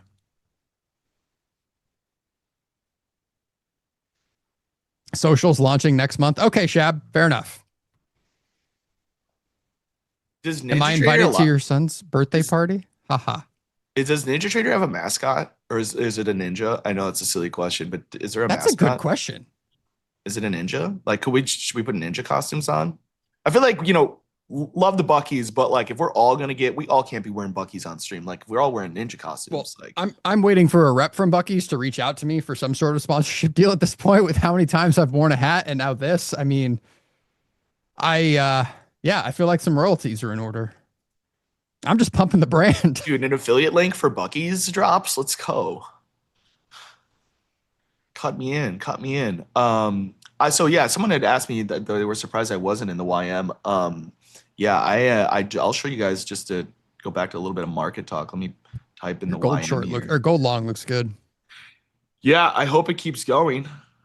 That'd be great. But the YM just traded, you know, something I typically look for. Although I'm not as bullish to YM as I am the other indexes, but this thing could be playing catch up. We just traded a 50% retracement from yesterday's low to the overnight high, which is an entry I look at. So I'll draw that here using my handy dandy Fibonacci retracement tool. I gotta move this boy out of the way. But yeah, if you just look at that yesterday low to that overnight high here, came right down to that 50% retracement. That'll be something to watch. We could get a retest. It was technically front run, meaning that level did not trade. We traded right above it by about 4 ticks, which is a pretty standard front run on a pretty technical level. But watch that 49,283. You're definitely going to want to see us continue to build above that in the YM. But I'm not in a position, but if I were to take one, it would be right about there. And so that's what I got for the YM. We'll continue back on these indexes, though. I'm not going to be doing anything at the open. The thing is, I'm bullish bias, but we're so far above where I want to get long that I just kind of let it trade, and I wouldn't want to take the short even if it appears. Yeah, I'm with you. I'm curious to see if we get another opening drive up. I'm kicking myself for not getting long. I mean, I tried it once at the year open yesterday with XY, kind of in the second half, but I don't know why I didn't continue to try it, because eventually it did work for a nice little move. Yeah. See somebody in the chat saying gold will drop. Just a word of advice. You never know what will happen in the market. I never assume I know what will happen in the market. And as soon as you trade from the frame point that you know what will happen, you are already on the wrong side of the mental game of trading. I can definitely move my stop up to break even to just manage the risk, but it drop is such a silly term to use. That's like saying that the markets like will do anything. I've been trading long enough to know that I never know what's going to happen. It's just putting the odds in your favor. And speaking of the mental game of trading, since Jack just, perfectly chose those words. If you missed yesterday's session on retail therapy with Jared Tendler, let's see if we can link that in the chat for everybody to go watch back later today if you did not have the pleasure of joining us live yesterday. I'm going to have that bookmarked and ready to go today to watch a little bit later. So if you guys missed it, great session once again with Jared, talking through trading psychology and other things with traders in the chat. In fact, you can actually be part of the next one as well. I believe there's also a link for that we can post for everybody. And I'll stop being an influencer for a second, but wanted to make sure we called that out because Jared's sessions are amazing. Yeah, that was the first time I was able to see him get on. Thought that was pretty interesting stuff. I got to sign up my form so I can, there was a form that you could sign up to do it. I don't know if it's still available or if it's still open, but up to the NT Live if they want to drop that form. But if you guys fill out the questionnaire, even if you don't get picked by Jared, I think it's a good thing to just mentally reflect on in your own personal trading. It's great stuff. And there it is. Yeah, 644 votes. What? I don't understand why people are so lazy with the like button. Come on, guys. We got a guy in a Bucky uniform on here. You know how much money people would pay to see that? But we're doing it here for free, as well as calling out what's going on in the market for several markets if you're Jack, or really just one or two if you're me. I did scare the crap out of myself yesterday trading silver.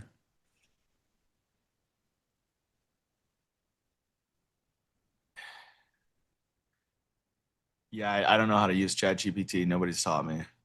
I'm a one-trick pony. Just know how to move the mouse wheel. No, but I'm funny, getting pretty after good all of at that prompts with it.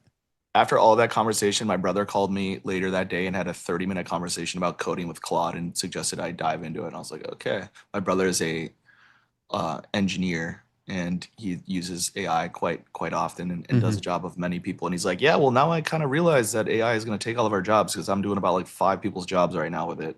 I'm like, oh, wow. Once you kind of figure out how to prompt and do certain things, it really can make you very productive. But yeah, so my gold long, overall, just I have a long bias in gold. This is the bottom of the range here. Let me see if I can go to like a larger chart. Let's see, that problem is my indicators throw off my chart when I do that. But if you look at this like 45.90 level on your own screen, we have just continued to hold it. And we came down, we made like a 1 tick new low. I was already ready for that level or looking to take a long. The prior day closed above the midpoint or the middle of the 24-hour session. So anytime, just as a general rule of thumb, if I am bullish on a higher time frame, which I am on gold, and if you look at the daily chart, you should be too. If you are somehow bearish on gold on the daily chart, I don't know. I don't think, you're questioning your sanity or you're picking a top. I don't try to pick tops. I trade with the trend. The trend to me is saying that gold is a better bet to the upside than the downside, consistently been making new highs and higher lows. So as we came into support after closing the prior day above the middle of the range, I thought it was a good objective long to say. Now, the only question here, now I'm 15 points off my entry. Can we get through the overnight highs? That's where it's difficult. It's easy to get the bounce. This is the easy part of the trade. The question then becomes like, should I look for move through the overnight high. That's where it can be more tricky. You know, at this point in time, if this were, I'm not out of the trade. There's no money that's been cashed in this. So this is still an active trade. And it will be for quite some time if I'm looking for a new high of the day. But with this reaction here, there's nothing telling me that I need to exit because I'm also trading in the direction of the higher time frame.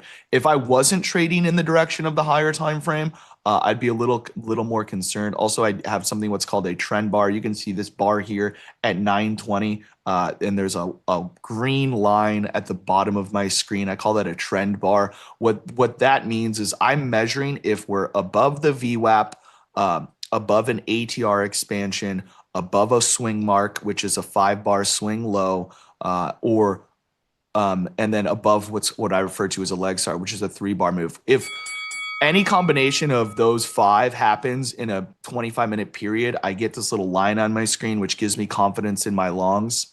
So yeah, that's me.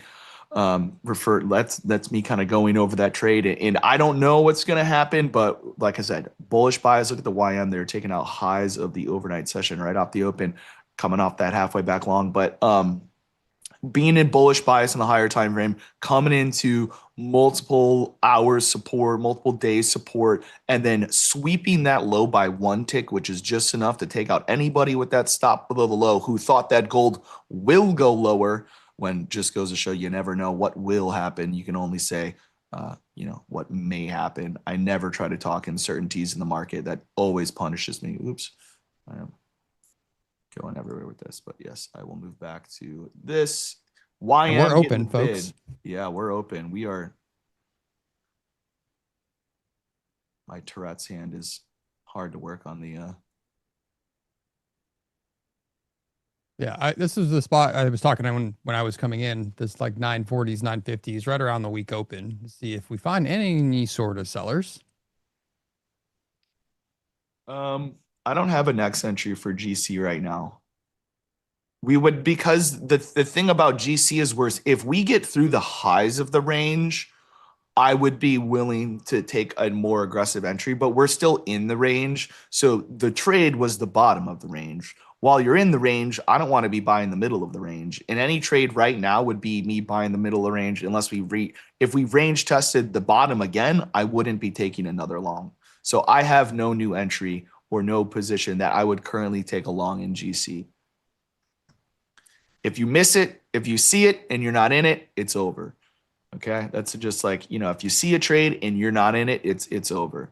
And that's okay, because there'll be another one. I don't use confirmation to like, I don't know. That's sometimes I use confirmation. Sometimes I place a limit.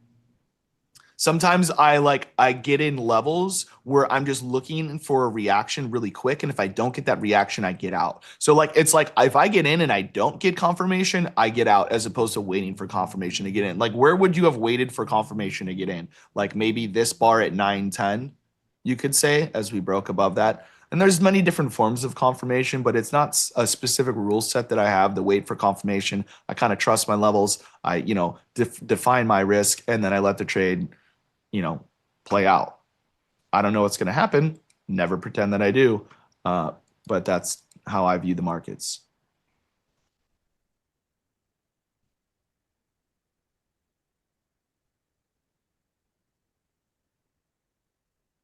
So far, a very choppy open here in the indices. Yep. Big gap up, 40 points plus in the ES, looking at 290 in the NQ right now. So, we're at 1% gap up in the NASDAQ. 1% gap ups are a hard trade for me. As they were, I think Farm was referring to as a true gap.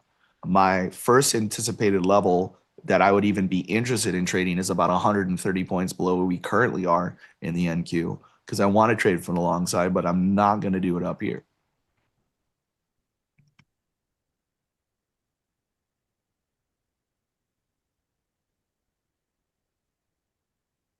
YM though, man, that was really the YM was on the lower end of the range, and that's really played catch up here this morning.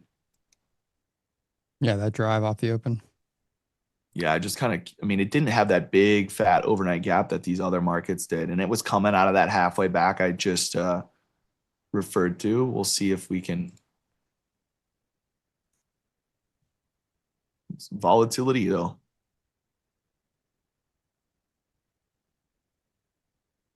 Also, copper did about the same thing in gold. If you take a look at the copper chart, HG is a symbol.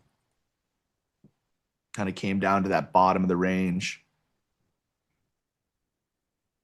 Hasn't had as great of a reaction as gold has, but you know, yesterday or overnight we had a clearly defined support level around $5.92, and came right into it again. Look for markets where you can have a very clear bias. These indexes, you know, they've been overlapping, so I think it's hard to have a very clear bias on a direction. You can trade both sides. I think it's better to be in a market that it's hard to trade one side, because that means it's easier to trade the other side. Like silver. What would you say about silver? Pretty hard to get short right now. I would say darn near impossible. So what does that mean? Probably easier to get long. It's gonna reward mistakes,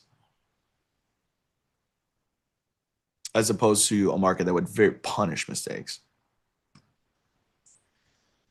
See if we can push up through. If we can start pushing through 46.20 here in GC, then I think we can get a nice little spring chicken exit, maybe up to like 46.35 to 30 to 40s.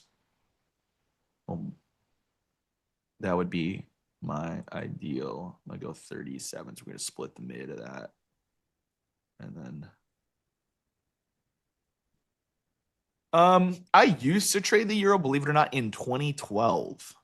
I don't like the euro after they split the contract, which I don't even remember what year that was, but they split the contract, and I stopped trading it after they split it.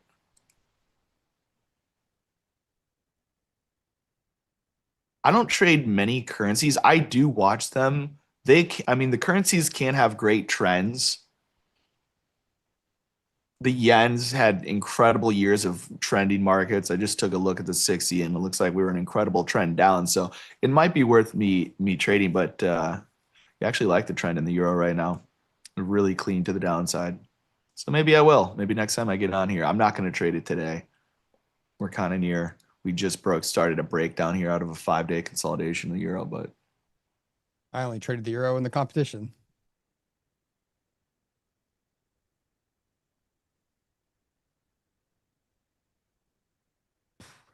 God, what a slow open so far. I think we're going to have to trap some homies up here and then drive them lower going into lunch. Mm-hmm. Like, I wouldn't mind trying the short around the 910s, 920s and NQ, but it was so slow just kind of sitting there. If we can be at like 25,808, 805 level by like 945 to 955, I'll look there long. Yeah, I would not mind coming down to even as low as like the 780s, previous day high, the overnight VWAP sitting around there. Just a lot of MGI over there. We'll see. Until then, we're just snail's pace, drifting a little bit lower. Not the YM. She says YM is, let's see, what is she? I took it off my screen. Where did you go? Swapped her out for the euro.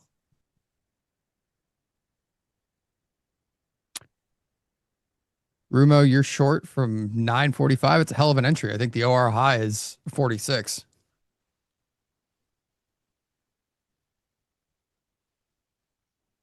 Yep, YM on highs. YM on highs.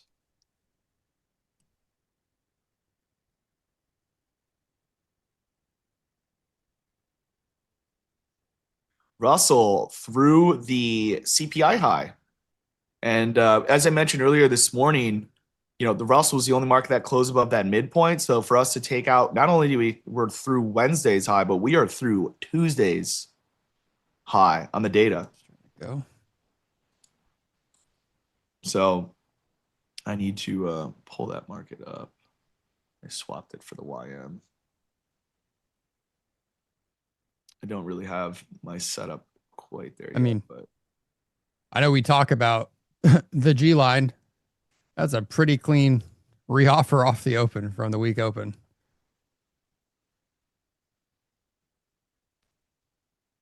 Looks like a bunch of you took it.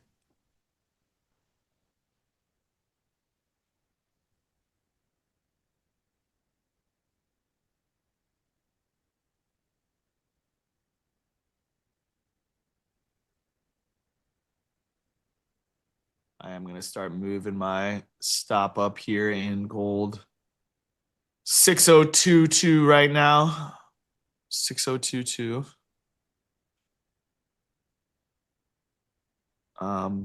Setting an alert for the Russell at 26,000, or not 26,000, 2,668. But if we make new highs, I'm going to be moving that up.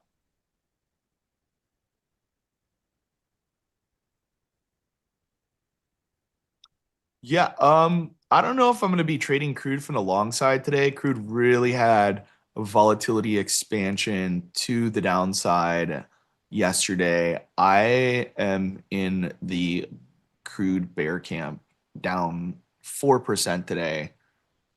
I'm not looking to be a buyer. I think you'd be counter trend trading it. Unless we can start confirming really by taking out some really serious swing highs. I mean, we just made a new low in the day in the last 5 minutes. Not a market I want to buy. Oh, not a market I want to decide that I'm the smart guy buying the low.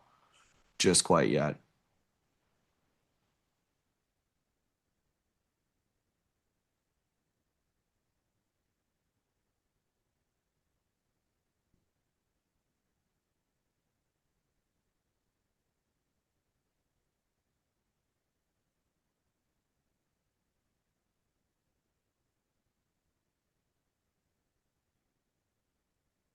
Oh, I guess it really did give us a chance. I was looking at silver when we popped back up here to 910s. Not pulled that one up this morning yet, but It's just violent. yeah. It's nice that they have that micro, but yeah, I mean it is. Well, I guess now they're adding the nano. I mean, that's what I'm going to call it. Yeah, what are they going to call it? The mini micro? Like, what, yeah, I don't know if it's the official name, but it's SIC, but it's whatever 100 ounces. Okay. Instead of 5,000 or 1,000. So for those of you who have been too terrified to trade silver, that'll be added here in the short term. Of course, once they add it, it's probably all the liquidity is just going to pour out of metals and or something. Isn't there SIL too? Yeah, so that's the micro. Okay, so that's the micro. That's what I thought. Mm-hmm.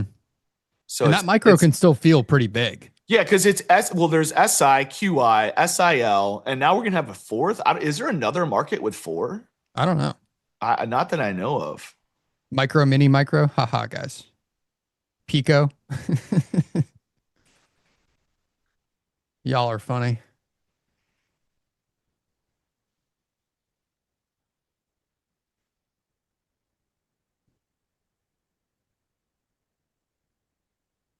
I'm going to, as we've made this new high in YM, I'm actually just going to take this draw. I'm going to delete it. And we're going to draw it again to the new high.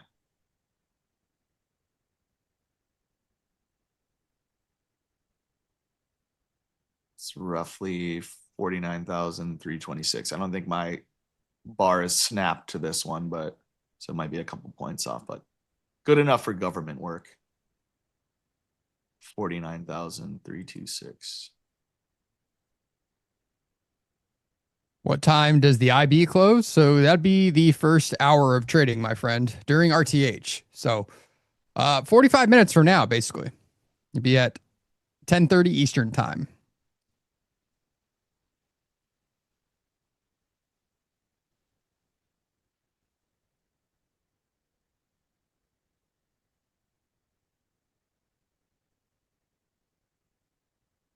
Hey, Kane. Good morning. Can't wait for me to somehow con you and Leo into some sort of bet next Wednesday.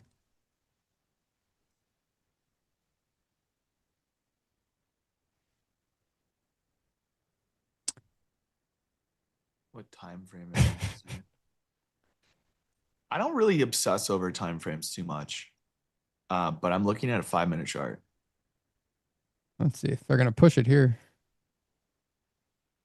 Where's my OR mid?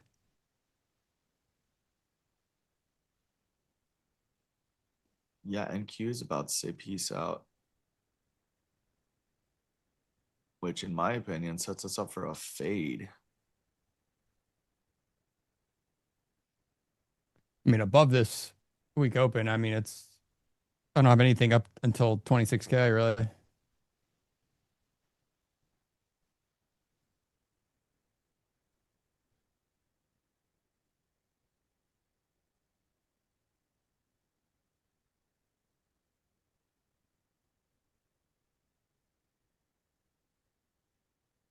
Make sure that you guys are subscribed to the channel here. If any new viewers or current viewers that are coming on back, just hit that subscribe button. We are boosting it up on our way to 200K. We're at 174 and we need more. So And if you guys remember, it was not long ago when we celebrated 150,000 subscribers and did a plethora of different giveaways for our on-air friends and talent and traders, everybody that's hanging out.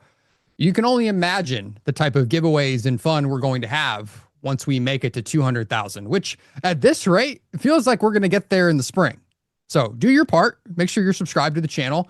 Not only will I give away some other kind of meat that somebody can potentially be smoking, but I will probably be throwing in this used onesie from Buc-ee's as well as a part of my gift for the giveaway. So tune in for that. Boys wanted to try smoked beaver.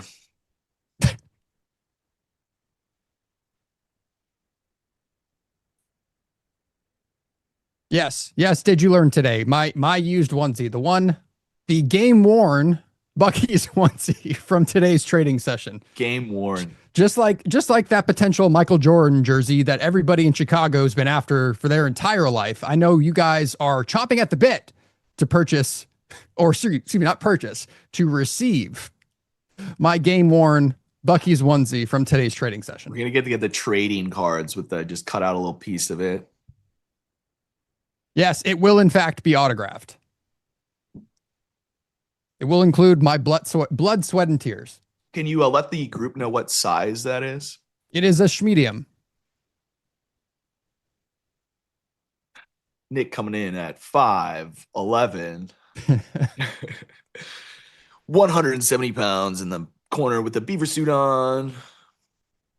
Nick for a tick. Jack's pretty much like is that guy at the carnival that can just guess people's weight just from behind the camera. Seeing their head. Yeah. He's pretty close? I mean, I'm 6 foot and 170 basically. So yeah. Oh man. 6 foot on the dating profile that you used to have. I'm actually 6 foot. No, I'm 6 foot too. I'm just playing. We got Kane. Kane's like 6'4". I think I've heard him mention before. Yeah, Kane's taller than you. I don't know how tall Leo is, but they put the big boys on together. They get that. They call him the lineman.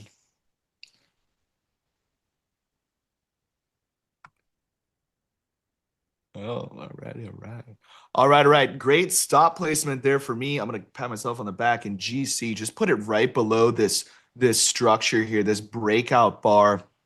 So, you have your fair value gap here, which is like basically how the market works and only how the market works. That's a joke. But this bar here, I just saw like the way it formed after that blue bar. I know it's like I don't know, doji or pin, whatever you want to call that, candle type.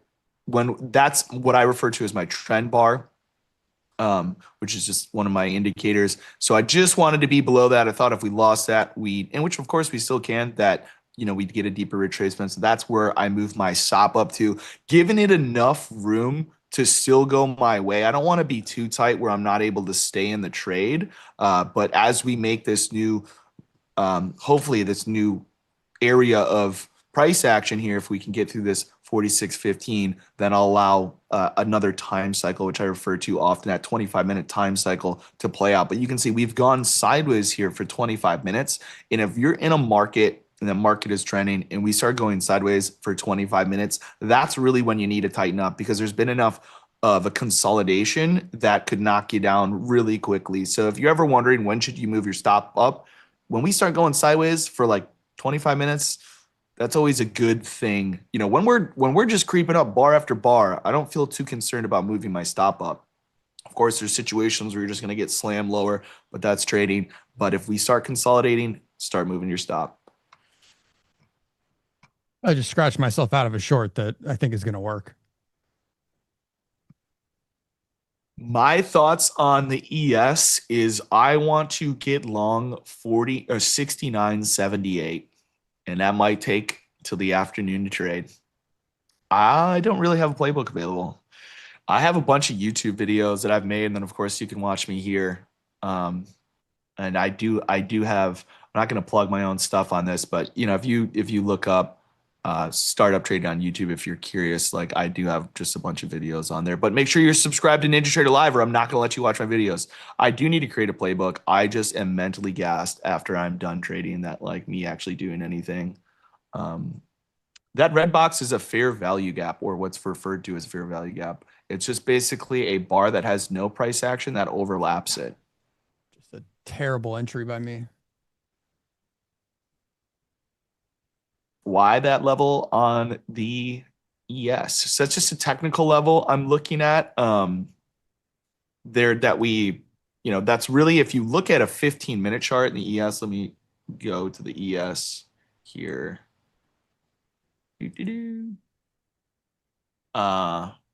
Actually need to move this up. We've made new highs, but I'll move this limit up here, 78. But you can, this is where we broke out. You see this? Call it a cup and handle, you know, this whole cup and handle. This is where this leg started higher. So we would basically sweep this liquidity here. Nick, here it is for you. We'd sweep this liquidity. Now for the NASDAQ, I'm looking at 25,805. So I'm actually interested in that. Make sure. Yeah, that short would have been nice. I had a terrible my first contract that I added was like 900, and it was at like 910 when I was pressing the button, but I just got a terrible fill. So yeah, kind of wanted to scratch out of that. I really was trying to get in around the OR mid at 910, and that was not ideal. So I scratched out, and then the short happened. All good. But it really did give you a second attempt to come in at that week open and try the short up there, overnight high, everything. I'm sure someone that's shorted my stop. All the indicators on my screen are made by me, but I mean, that's a pretty basic one. The fair value gap, I'm sure you could find somewhere, but yeah, I mean, anything on my screen is done by me. But that one's not too difficult to make. That one, like the other things on my screen are something I've created that like I've literally created. So that wouldn't be hard to duplicate because nobody really knows exactly what's in it. But a fair value gap is pretty easy, simple rule set. So I got a limit here in the MNQs. I'm going to bring that over into view. Someone asked, Nick, what time is your chart? This is a 500 volume NQ chart. So it's basically, if you can't use volume candles or you don't know how to do that, it's as close to a 1 minute as you can get. But since my candles repaint based on the positive or negative delta extremes, like I throw these as volume candles.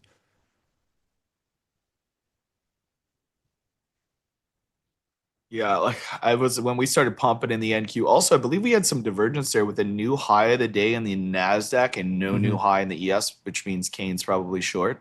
That's Kane's lovely. Kane loves that trade. I don't know if he's in the room still, but new high at on that, what was it, 945 candle, no new high in the ES, and right after that, selling pressure.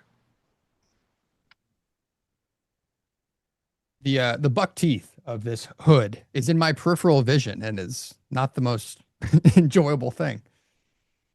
The sun visor.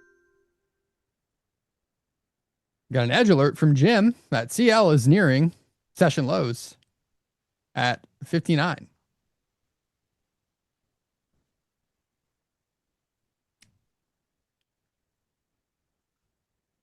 Let me pull up the RTY. Oh, I like, okay, RTY comment. Oh, no, it came down and then back up. Yeah, nothing really has come into what I wanted to. Yeah, this is just kind of ugly and choppy thus far. And we got about 100 points of range on NQ so far, but has not been that simple. The easier the better. That's how I like my trades. Like I like my fill in the blank. I'm gonna leave it there. But yeah, if we can just keep it moving to the downside and give myself a fill. Yeah, you wanted like I think I you got a said limit at 69 25.80. Yeah, I got 25.806 for the NQ. yeah.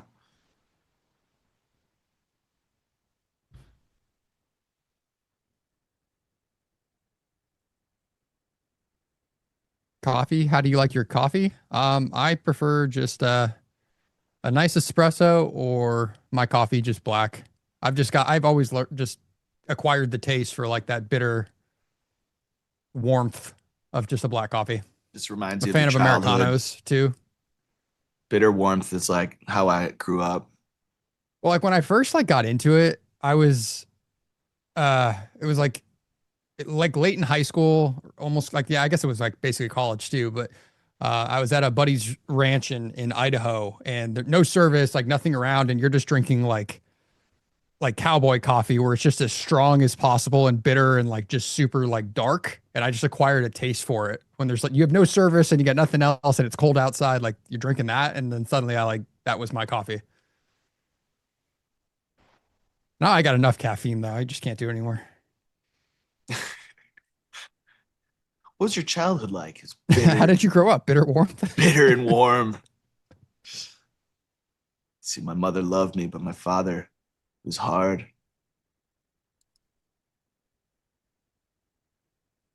Nick, do you use Hikinashi? I have before.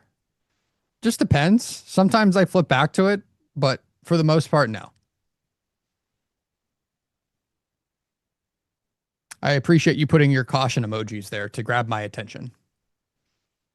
Speaking of the mid, silver's at the mid of the day. I know we're talking about that thing moving. The midpoint of prior day's range is this 90-10 level in silver. So if we can start pushing above that in silver, that's a really good sign. You know, last night, you know, people were getting excited. Oh, silver's finally going to crash. I don't think so.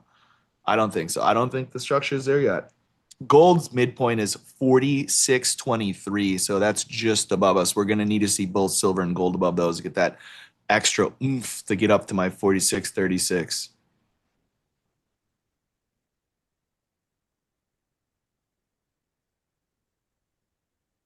And we'll let her go. Still not doing a whole lot in the indexes as far as ranges. I mean, great opportunity. I still think if you're on the range side of things, like, I don't know. I mean, do you think there's a better side that's been traded here, Nick? It's kind of tough. It's like, you know, it's like longs, shorts, like we're going back and forth. Yeah. I mean, all we did was just we gapped up basically just right back to the center of this long time frame balance. So and so far this session just looks like it's shaping up to be a D-shaped profile as we are kind of awaiting whatever it is we're awaiting at this point. But rejecting off the week open and yesterday bouncing off the yearly open. So you still play that range until proven otherwise, I guess.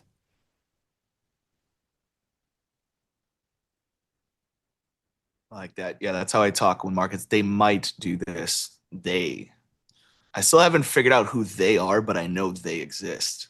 Oh, they definitely exist. I think they cut Salma's fiber cable the other day. Ooh. Or last week, whatever that was. That's crazy. Hope she's okay. Oh, she's good now. Restored. But there, yeah, that white fan's out there. She had never experienced it until she started hanging out with us. Shocker.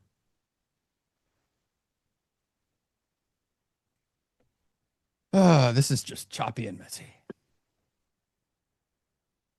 We'll get our levels. It's got to be. The one thing I wish we could do is play music, but you can't because then YouTube just like nails you. Yeah, you need like the copyright free music. That's why I run a 2-computer setup and have music playing in my headphones. Oh, Makes me feel. I mean, I don't feel alone because I'm hanging out with you, Jack, but it does make me feel like it's keeping it going, at least in my brain. I don't know. I've told my wife that, I told people that I'm like holding a conversation, I'm interacting with the chat, I'm listening to music in my headphones as well as trying to trade, and it's like my wife's brain like broke trying to think about the possibility of managing all of that stimulation at the same time. So when did you learn you had ADD? It's been a while. How old were you when they prescribed you Adderall? Right?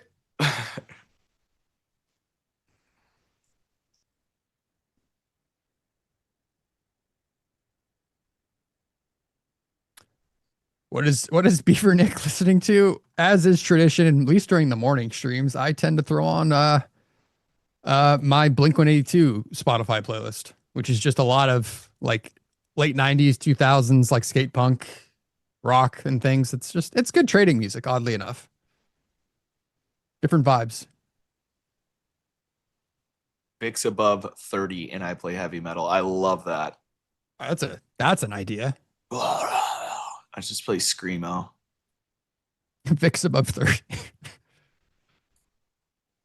I will welcome the day that the VIX, pops that again and makes me have to go trade micros because I get stopped out in 2 seconds trying to play minis with a 15-point stop.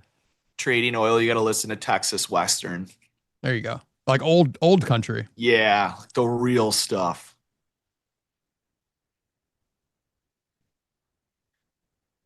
Casey Musgraves is not trading music. I'm gonna go out there on a limb and just. Yeah, what is Silver do? Oh, Silver doing Silver things. just steamrolling anybody that thought they were gonna get in a short below 90s apparently. Yeah, Coulter Wall. I know Coulter Wall. His voice makes me want to just go outside and start burning things. Sit in the cold and shiver.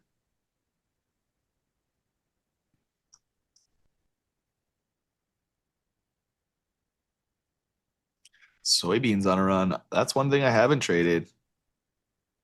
Yeah. Yeah, I know a lot of the commodities are moving. I would switch around to them, but we're so close to this potential fill on NQ. I know it's just gonna it's gonna happen in 5 minutes that I don't want to switch markets right now. Sometimes I'm focused on when I got orders out there. I'm content. I'm in one trade. I'm waiting for 2 more. I'm content right now. Just an ugly range, and yes.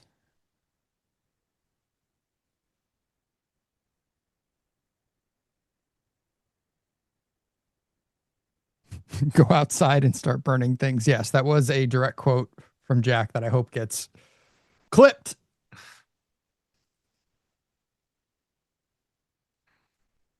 Yeah, I do primarily day trade.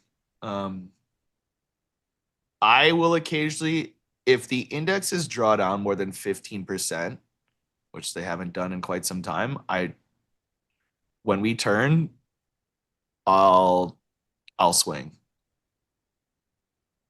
and just close my eyes and just like wait a month and not even like care. Just like put your stop and just let it go.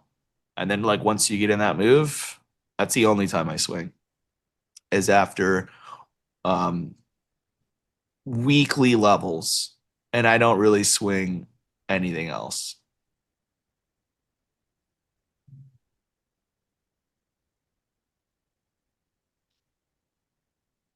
Yeah. Full-time day trader, part-time comedian. You can catch me at Jack at Second City in Chicago. Yeah, catch me at Second City. Amateur night. Not the kind you're thinking of, but it's a comedy club, you sickos. I had a work event once where we had we rented out all of Second City on like a Tuesday or Wednesday or whatever. Actually, it was a lot of fun. I miss some of the old corporate things that I used to do that were obviously not on my dime. Apparently, if we great get dinners. 200,000 subscribers, NinjaTrader is going to be doing some corporate things. Actually, right after I got on the NinjaTrader streaming team, I saw they had a dinner in Chicago and I wasn't invited, and I cried myself to sleep.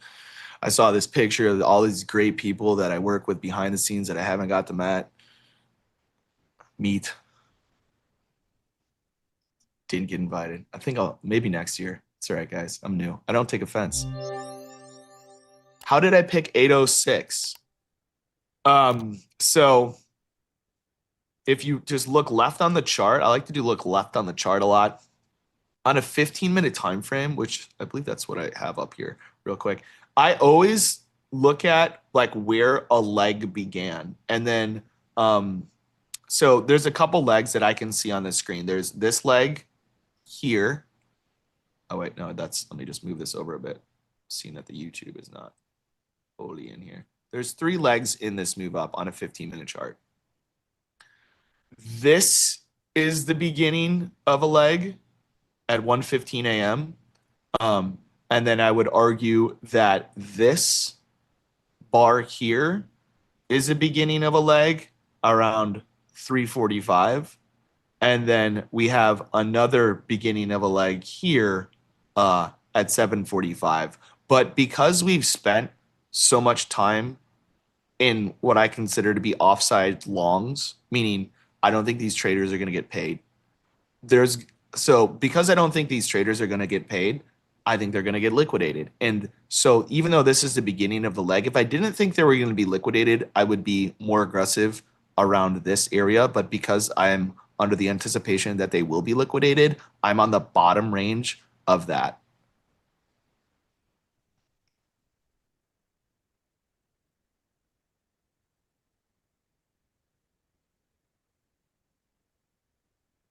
I wasn't crying about trading, Jim. I was crying about being left out of a social circle. It's different.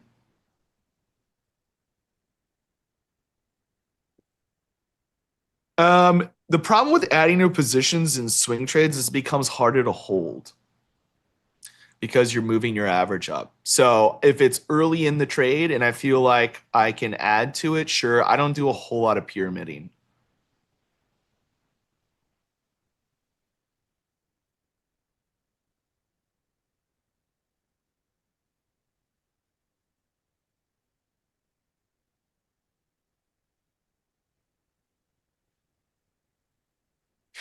This gold is Everything just kind of failing to break out. I'm gonna press pause. I'm tightening up this gold. I don't really like where we stopped.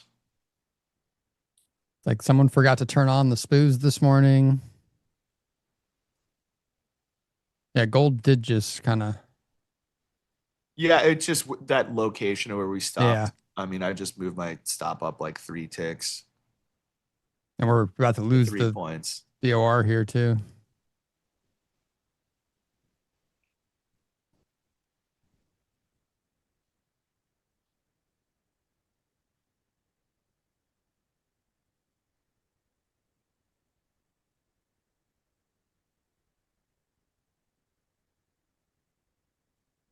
Yes, the spoos is not flowing. We'll see. Jack's got a limit order heading down here.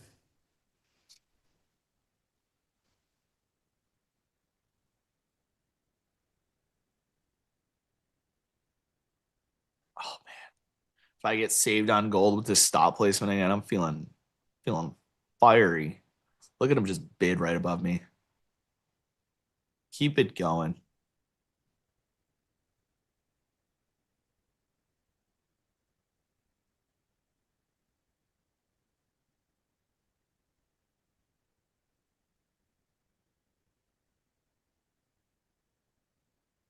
Man, we won't move.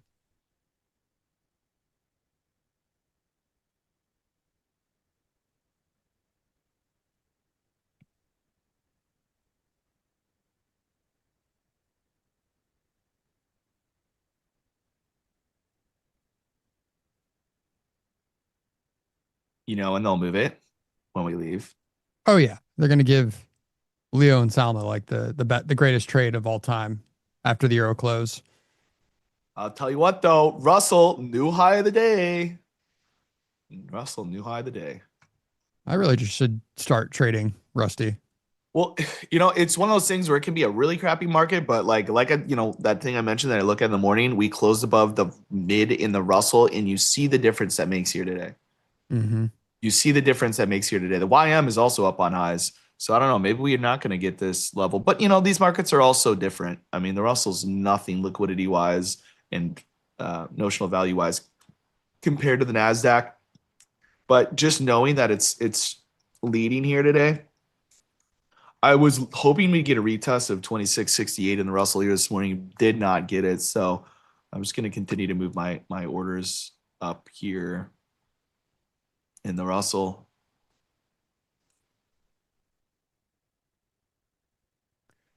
You've taught me the most important thing over these past few months. Be patient. Not having position is also a position. Yeah, I think that's one thing that I found, at least a level of maturity in my trading, is that I don't feel the need to have a trade on all the time or every day, every week, whatever. Like I went most of December with more days I didn't trade than more days I traded.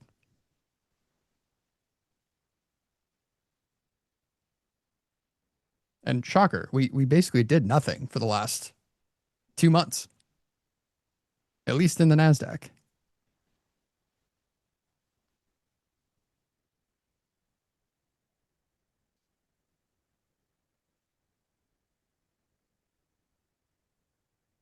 Yeah, okay, Shapcap, that's completely fair because I did just use the phrase a level of maturity in my trading as if I'm not wearing a onesie in front of 1,000 people trading. So, tip my cap to you because that was well done, sir.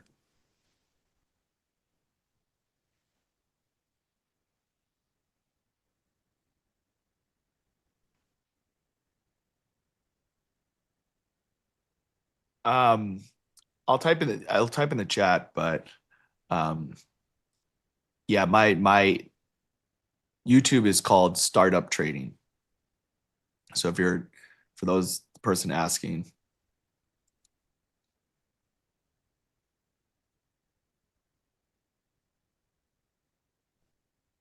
Yes, But you Frank. can also find me. I'm much more talkative on NinjaTrader just to have somebody to talk to. I am typically not an entertainer when I trade at all. I just talk levels. Yeah,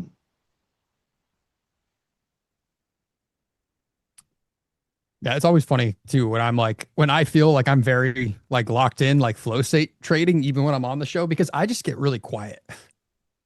Yeah. Also, if you have a couple losses, you're kind of like, well, I don't really know if I should be talking because I'm not feeling so confident right now. But yeah, that's the hard part about streaming. It's not an easy job. I mean, trading well and streaming is something that takes a really first of all, learning how to trade well, hard enough. Then learning how to trade well on a stream is really another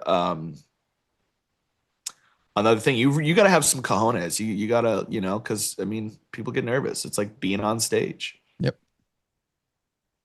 And I mean, I don't know. You reach a certain point where it's like, I guess I'm comfortable losing thousands of dollars at this point in my life. When I first started, that was not the case. Yeah. It's like you feel very uncomfortable taking losses or or even just acknowledging that you were wrong. So you get over that. Mm-hmm.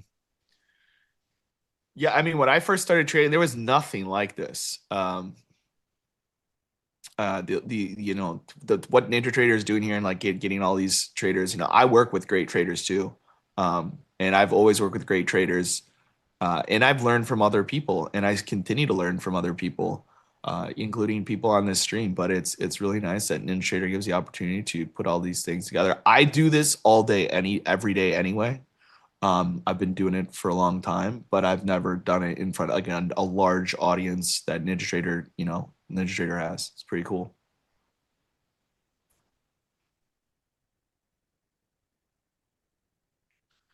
So we can pump up to a new high here. So my theory, if we continue up in NASDAQ and ES, I will probably be looking for a short coming out of lunch. Not necessarily in lunch, but I mean, we're going to need the setup to legitimize it. I'm not just going to short because we're coming out of lunch. But if we cannot, get these pullbacks here, then I think people are going to be offsides after lunch. Yeah, we're still just doing absolutely nothing in the S&Ps. Yeah, that Chicago tour video is probably 6 years old at this point. I don't really make a lot of content front facing. I mean, I do. I don't make like sexy content in a sense that like you find on like Instagram and stuff. Yeah, I'm gonna have to start doing well, I guess at some point this year, maybe I'll have to do an IRL stream from the new Texas Stock Exchange that eventually is gonna open here. Oh, is there? Yeah.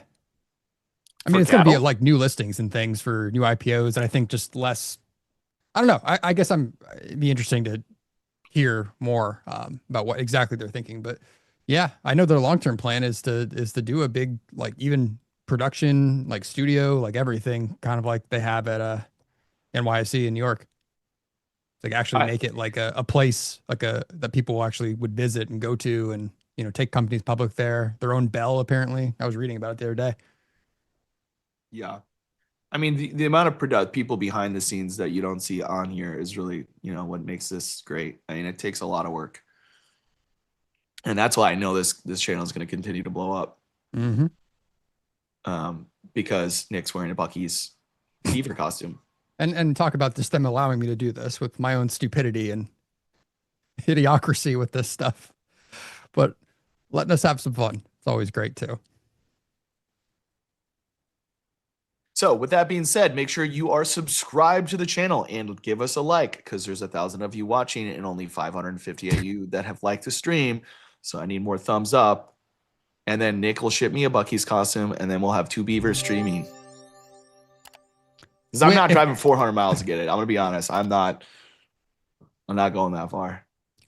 I know it doesn't seem like I'm a serious professional trader here, but I think me going to the Texas Stock Exchange in a Bucky's outfit will just, further prevent me from being any sort of person in this space. The little credibility I have would probably be gone at that point. I guess I should get a Bears onesie. If the Bears go to the Super Bowl, I'll show up in a Bears onesie. How about that? That'd be sweet. I'm going to need, those things are expensive though. Oh. When do the Bears play this weekend? I'm going. I just ordered myself some electronic heated socks and some electronic heated gloves because it is going to be 10 degrees, which is a W for the Bears. What schedule? Oh, Bears play on Sunday. Oh yeah, the Rams are going to be screwed in that weather. And they're like 1-16 below 40 degrees. I just don't know how they're favored. The Bears have also been practicing in the cold, like with no heaters. That's a huge advantage. And the Bears are just going to do what they did to the Packers, which is just accidentally shut off their heat and say it's not working. Right. 10 degrees Fahrenheit, not Celsius. But yeah, I think that's cold. I think that's cold. Maybe you're a SEAL. I don't know.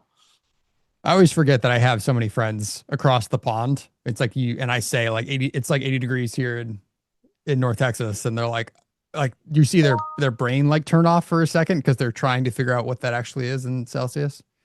So yeah, I know we have a diverse audience around the world. Around the world, around the world, around the world. All right, gold, another new high here. I'm going to bring my stop up below that most recent swing low, just continuing to trail. Hoping we can get up the 46.36s. And it is 10:18. 10:18 in New York. I'm telling you, I'm getting my level in the NQ before we're getting off stream. I really think I am. In the meantime, I will be sitting around here. We did just trade the midpoint for the day in gold, 46.22.4, and that is the current high. That is what we need to break.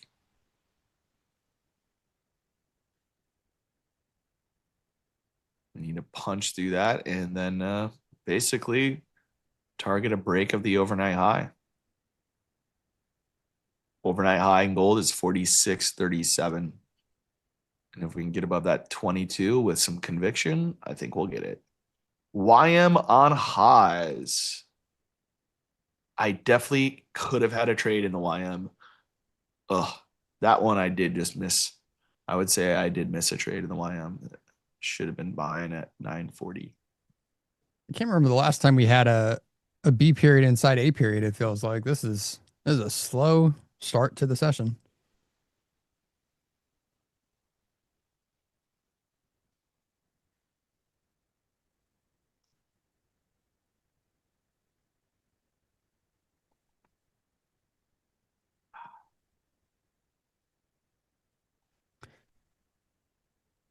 Yeah, this barcoding, man. I mean, it's my fault, guys. I'm on stream. Let's be serious. We're gonna need a tweet.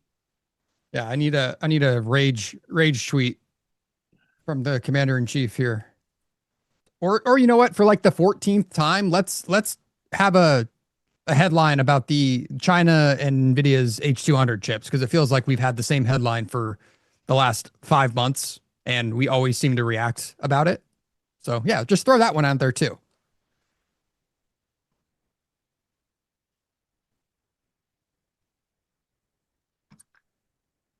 I would say, like, I feel like I missed the OR mid short there, the 910s. I know I got scratched myself out of it, but I would have expected at least a push down to, I think, where Jack's limit order is sitting, and we just couldn't even muster that. I know I look weird, bud. My two Goldens are like under me right now and are very confused what I'm wearing. They're both just staring at me. They're gonna eat you. It's gonna be like one of those stories you read about dogs that ate their owner because they're dressed in a. I mean, it's totally reasonable that if you dress in a beaver costume, your dogs try to eat you. They have been known to catch small animals before. I was not happy about it. I'm sure a couple of you guys are aware of Lakeshore Drive. Nick, have you ever heard of Lakeshore Drive? It's like That one of the most. sounds familiar. Okay, it's like basically one of the most famous roads in United States, I would say, and it's on the lake, and then the city's on the other side. But I literally saw a roadkill beaver this summer on Lakeshore Drive, and any of you that's ever been on Lakeshore Drive, you're just kind of wondering, well, how did a beaver get here? Like, this is city beaver. This is probably very tough beavers, maybe gang initiated beaver, definitely sharp teeth, but stay off Lakeshore Drive with that costume because it might end up as roadkill. Ooh, city beavers, yes. Jack, what's the strategy behind holding your trades for such a long time? What's the mindset behind it? Wish I could have that confidence. I'll give you a little tip. I'll give you a little hint. I'll give you a little free play. Get a timer and just when you get in a trade, just set it for 25 minutes and just wait. Just wait. Just try it. Just try it. And then if it's going your way, let it go your way. You have to understand that, like, if you aren't willing to hold your winners, you make it infinitely harder for you to ever succeed in trading because you're sitting with, if you study the best traders, and it could be stock traders, commodity traders, it could be the turtle traders. Literally the turtle traders, which was like the first wide group of people that was publicly taught and published, they just bought breakouts. And the difference between the traders that made money because they were all taught the same strategy and the traders that lost money was the ability to hold on to winners. The guys that lost money just simply didn't hold the winners. And the guys that went on, and these were a random group of selection, obviously intelligent people. They weren't picking bums off the street, but guys that went on to make hundreds of millions of dollars trading. I mean, you're talking, that puts you in the legendary status of retail trading, was the ability to hold winners. So if you can't hold winners, you have to ask yourself, why is that? Why can't you hold winners? Well, I can hold winners because I'm trading multiple markets. When you're trading one market, I think you get in the habit of immediately taking things off because you're not paying attention to higher time frame context. I'm switching markets to find markets that follow higher time frame context that I believe and feel more confident in holding. Now, if I were trading the NASDAQ today, I would not be holding anything because there's nothing to hold. We've been going sideways. So you have to ask yourself, if you do want to hold winners, what is it about your strategy that's not allowing you to do that? And what do you need to fix? I mean, do you trade one market? You can answer these questions. Do you trade at one market? Why can't you hold those trades? Are you afraid of positions moving against you? Do you have a stop on entry? How are you determining when to exit? These are all questions you need to have answered. Mm-hmm. Yeah, it was it's still a longer battle for me. I'm better at it now than I was 6 months ago, a year ago. But for me, I mean, the bad habit of that started because I was working a 9 to 5 and trying to find hours to trade too. So, I mean, in NQ, if there was $1,000 on the table, I would just take it off and then be like, all right, cool. I just made that as side income while I'm working my real job. So that's plenty. But I also instilled the bad habit of just like taking points off in the sake of a dollar value for no reason rather than the actual structure of the trade. Like it wasn't invalidated. There was still clearly more room to go, but I just got in that habit of just taking money off the table, and it worked well for a long time, but it also instilled bad habits of me catching wider moves and also scratching myself out of trades that in theory were not invalidated just yet, or there was no reason for me to go stop break even yet. So it takes time. Yeah. I mean, anything in trading takes time, but one thing that I like to tell people is your strategy should have some formation or some way to measure time in the trade. Okay, you should be paying attention to how long you're in the trade, the momentum of the trade, and the price of the trade. So the price is like why you're buying. It could be order flow, it could be a fib level, it could be volume profile, and then you're paying attention to the momentum of the markets. Okay, when I'm looking at markets that are above the mid, like I was looking at the Russell was telling me its momentum was stronger. And I knew that yesterday going into today, and then I see that pricing. So, I mean, a lot of the things that I trade and I've developed, it's literally me just staring at the screen.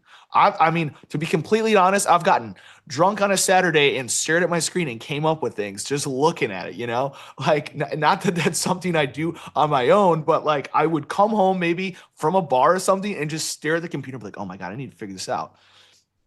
And then I would come up with something. And then I would test it. Like that 25-minute thing I came up with when I was honestly bombed, and it's worked great. Now, I wouldn't recommend trading like that, but an easy thing is just if you look at the market, like look at this position I'm in the NAS in gold. Once we started moving higher, let's start from the green bar. 1 green bar, 2 green bar, 3 green bar, 4 green bar, 5 green bars. And then we go sideways. 1 green bar or 1 red, 1 green, 3, 4, 5. We go up. And then I'm just literally instead of looking at every 5-minute candle, giving myself a heart attack, I'm letting the market play out and then adjusting when I need to. There's not a decision that needs to be made every 5 minutes. And when you have like a reactionary situation like we had yesterday in oil, you really should just be staying away. Same to be said in NASDAQ. If I was in a position right now and we had gone sideways completely, I would just be like, trash it. 10 points, take it. Mm-hmm. Like there's nothing to do. And if you're in a position, like even if you're eventually right, if you're not right fast, it gets stressful. I mean, and this area, this exact spot, I mean, going back several times the last month, like this is a spot of indecision in the market, like this 900s to 880s. Like look at all the consolidation that's kind of occurred in this spot on these 1-hour candles. So definitely a spot that the market just kind of is waiting for something, new information, whatever, before it makes a decision. So no shock, even looking at this week's profile here, there's this giant node in this area that we've continued to build out. So there's not a whole lot to do here. You're trying to play some aspect of a momentum break once we do leave this range. But until then, not much to do. And someone asked me, what are these two different profiles here? So you have the session volume profile here on the far right, and then the current rotational leg that auto plots based on, specific average rotation that the market is doing over the last 20 days. So this will continue to basically repaint itself with the delta profile as well as the volume profile of the current swing leg, rotation leg, whatever you want to call it, that we are on. And I think it's set to like 60 to 70, depending on the last 20 days.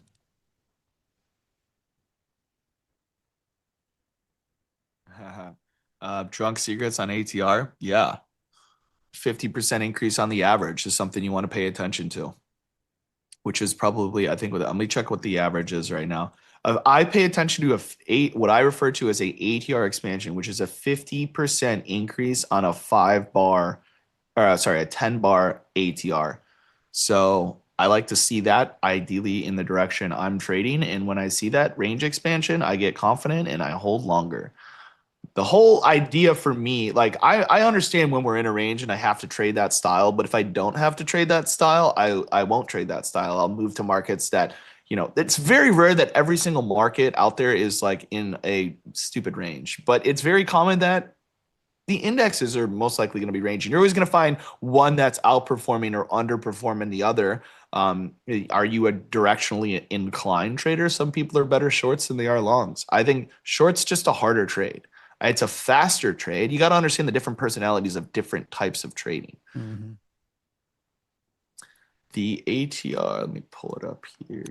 Nick, do you think yesterday's ES profile looks unfinished with the B profile? No, not necessarily. The fact that we basically continued to hold the week open, not the week open, sorry, the yearly open. I mean, says everything. I'm kind of in the PAX camp that as long as we're holding above that, it makes a lot of sense to continue to look for longs down there. And sellers had all afternoon to push us below that and show that they wanted us to take a swing lower. But I would say that was a pretty clean bounce in both of the indices.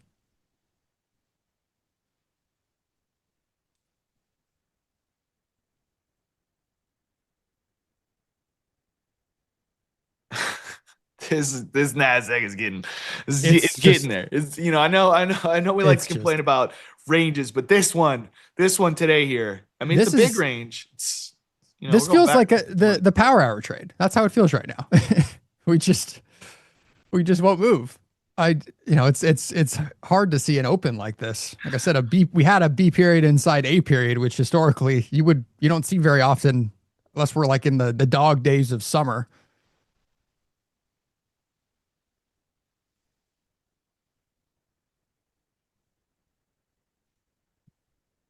At least gold's moving for you. Slowly, but it's moving up. Yeah, I mean, it's doing what I wanted to do. I can't complain.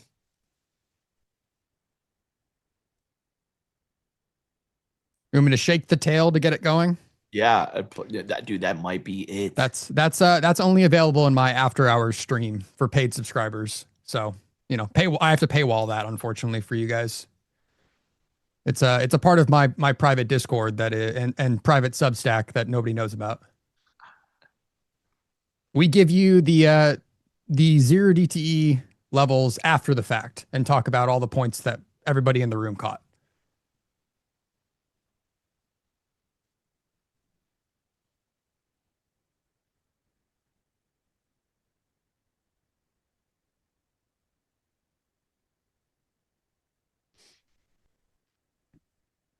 I mean, ES had another attempt at that OR high at 70.10 and just nothing.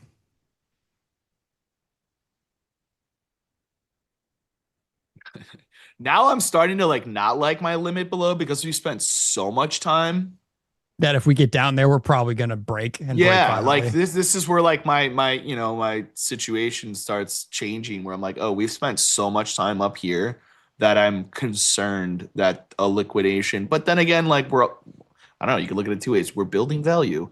There is a couple different ways to look at it. I do like the way, if the Russell and the Dow were structuring long, I'd be a little less confident, but let's see here. There might be.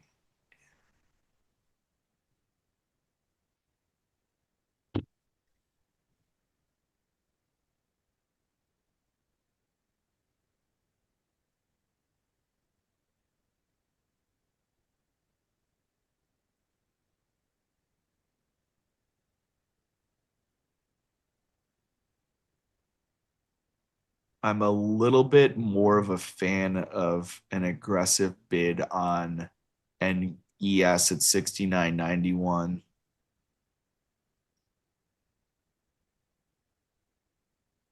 Are we waiting on anything tomorrow? No, there's no data, no information. Just a slow day. I think they're waiting on the tail. They're waiting on the tail. They're waiting on Sounds the tail. about right.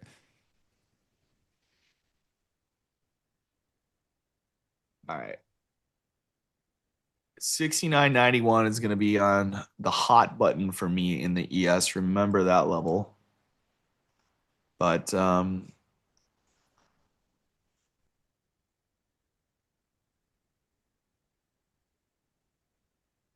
hour into the day. Hour into the day.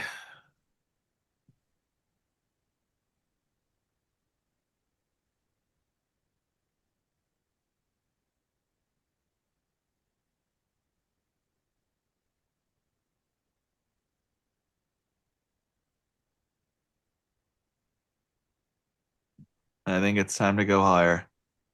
I mean, I would welcome it at this point. Yeah, Let's just leave the dang range. I'm gonna. Now, if we go back up here to the week open and die again, I'm gonna be ready to throw a chair. It's time to move up.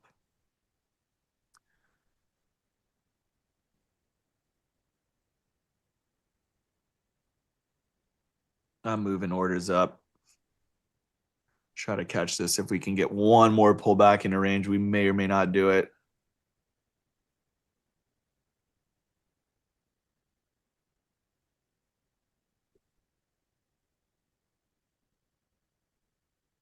Let's see if ES is going to break out.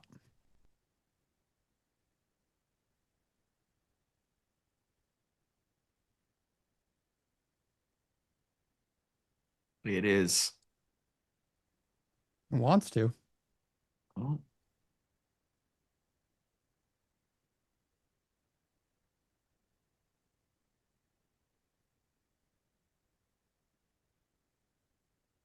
Yes, Leo, the tail risk is in fact in the room with us.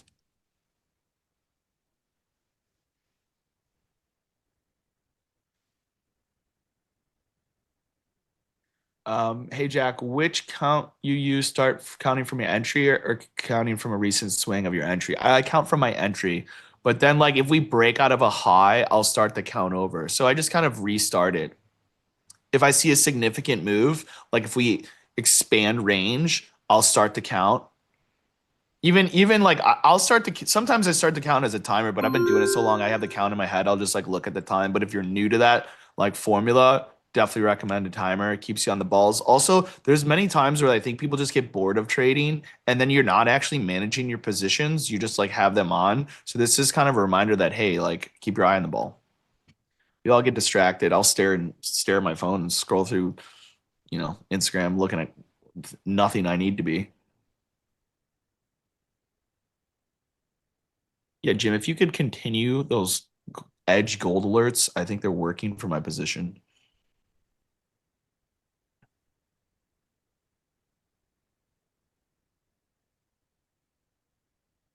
I'm trying that same short that the entry I wanted earlier, but I don't know if it's going to work this time.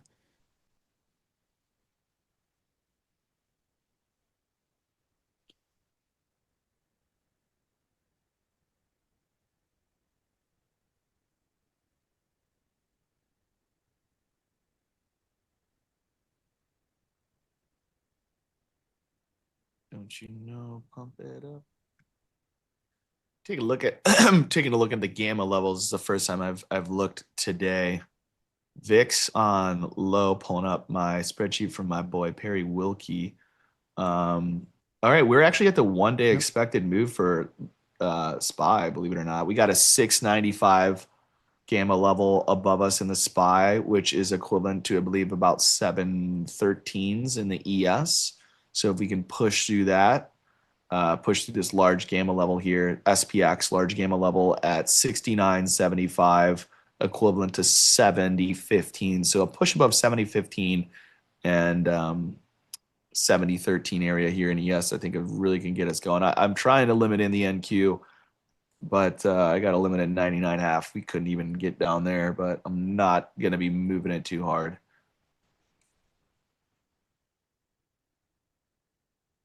Could let those levels trade above us.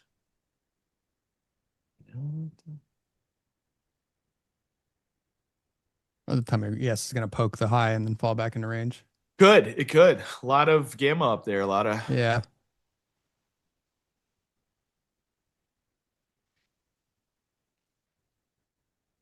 It's the level of option interest, basically. Yeah, there it goes. Classic.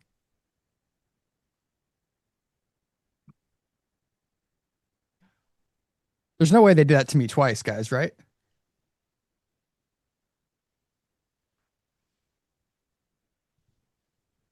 And with that, does Business Duck want to take my place while I step away for a hot second?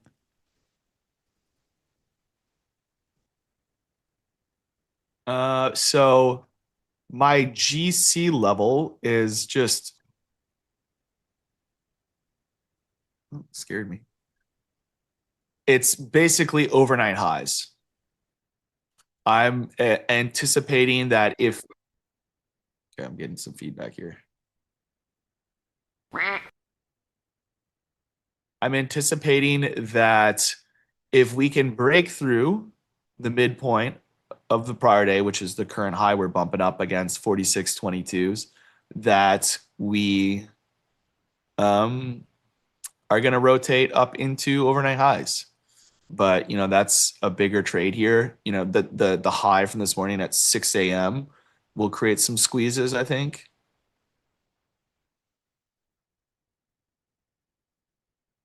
And it needs to be a chain reaction. We're slowing down. You can see the momentum is really getting tired here. We don't have expanding bars. So I'm just gonna leave it as is. I'm not gonna try to overmanage this tight range. I think my stop, gives enough room for potential move. I did just get long MNQs. Looking to play just a continuation to the top side. We could get a bigger breakout than that, but I don't know if I'm ready to play for it. I'm just looking, and once again, this is a 1-to-1, a risk one to make one. Not the best setup. Hi, Market Mommy.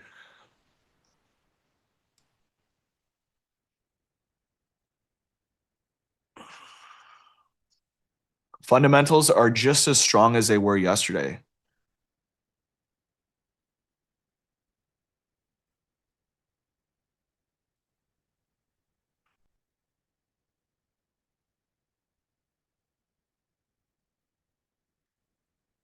See, the problem with running a stream open and close is we wouldn't eat. You got to eat.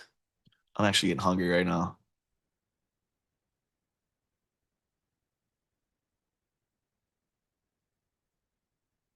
See, we don't get lunch at work. It's not part of the gig.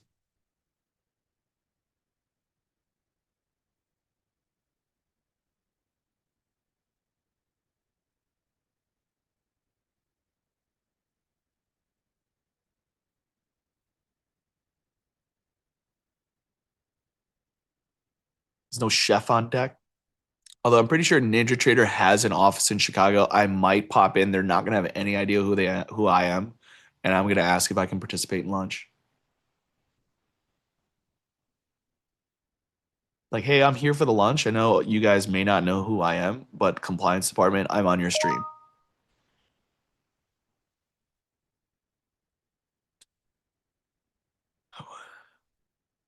Time frame are you looking at when looking in a position?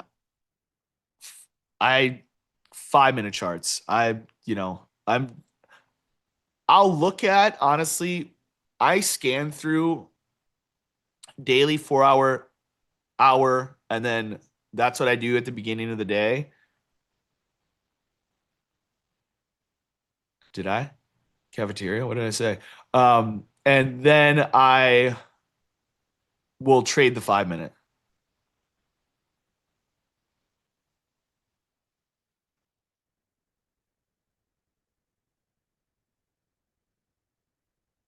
Oh god. Now I know what you're talking about, Leo.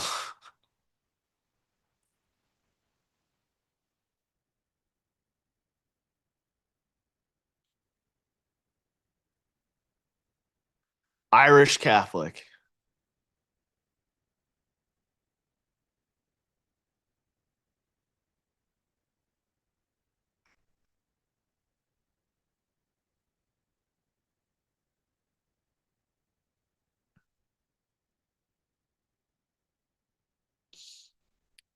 Oh, it's a failed breakout. Nick is a beaver. Are you gonna do like some voodoo magic on us right now, or?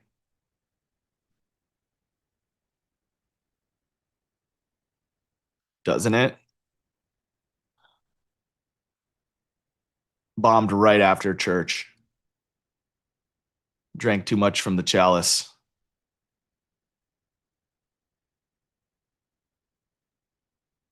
Yeah, I think Nick's changing. Yeah, Nick's changing. And him changing is actually, this is a failed breakout here. They got me. All right, then we're probably going to get down to the level that I had limited, and I just lost my patience right before it happened. We're going to go back to 25,806. That's what we're going to do. We're going to go back to where we were. We should have stayed. I don't want to say the Nick stop entry is continuing to manifest, but it's continuing to manifest. Dude, I think so. So, I mean, can we really debate that this is not a thing? I think it's pretty much proven at this point. I'm going to start selling it as an indicator shortly.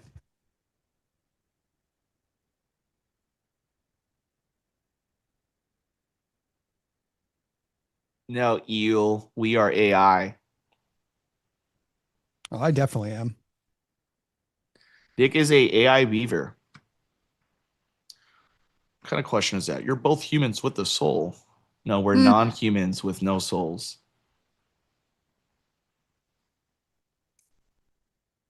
Well, you're welcome, everybody that took that short off the OR mid and got paid.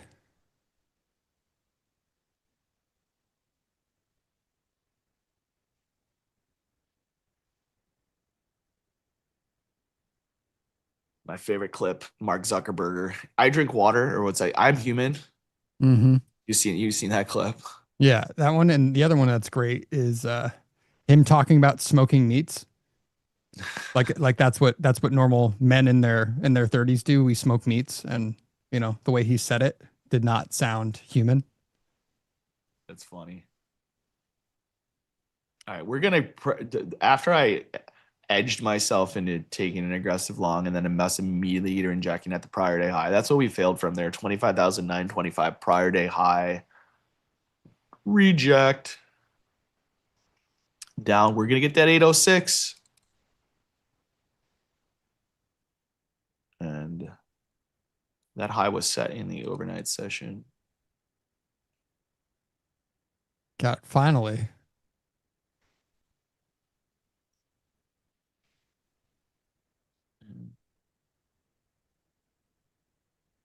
And I just have a feeling Leo took that short and is still in it. I could see that.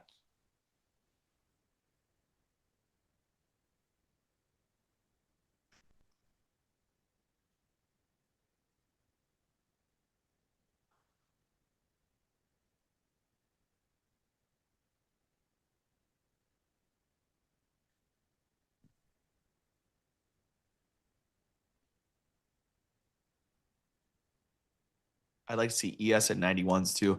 Glad this gold's still working. Man, it's taking its sweet time though. It is. It seems like it might pick up here. If I'll be able to move my stop if we get like another breakout through 46.25s. We need to take out that 6 a.m. high. Man, I don't know. That could be it. That could just be the sweep there. Was that it? Just ES or NQ gonna sweep the low and Don't listen to anything I'm saying.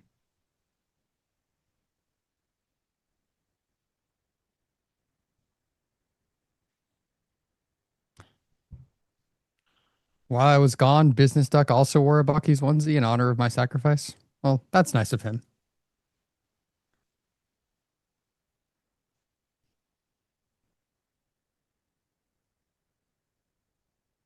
If we can hold this 506 though, I still should have just waited. 91s.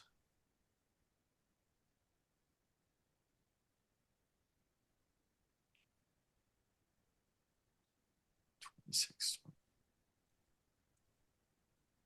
I would like to see ES make a new low of the day. Like,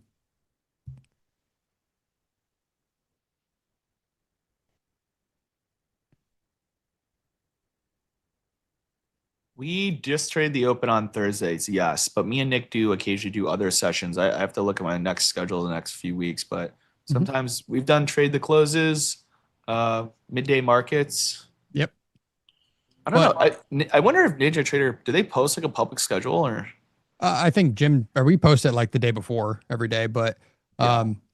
for the most part, yeah, we're kind of getting a more regular schedule, at least for the mornings. Like Jack and I kind of doing the Thursday opens, at least the next couple weeks too. But yeah, we do this every day, guys. So if this is your first time hanging here, make sure you have subscribed to the channel. But there's a lot of traders on the network, different styles, different perspectives that trade the opens as well as for Power Hour. Every afternoon, except Fridays. But we do this every single day of the week, starting at 8 a.m. Eastern time with some pre-market analysis, some different ideas and different people coming on the show. And then we have some traders trading the open as well as the afternoon. So keep hanging out with us.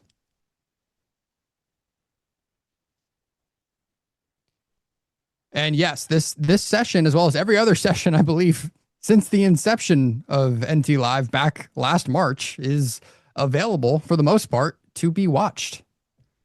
So if you missed something, or you missed Jared Tendler's great psychology of trading session yesterday with a couple of different retail traders, that is also available to be watched back and recorded. So check out the channel if you haven't. There's a bunch of old videos on there.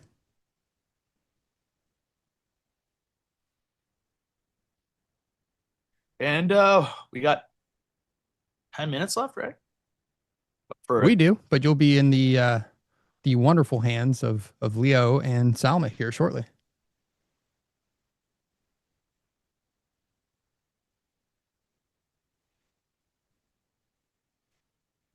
And I can take this onesie off, at least stop sweating. Well, just till the afternoon. I'm not back this afternoon. Don't go too far. I'm not back this afternoon, but I may be lurking in the chat. I'll be back next week. Is the market open on Monday? I think it's closed, right? MLK Day? Is it? Or is that just most jobs, excuse me. It's closed? Okay.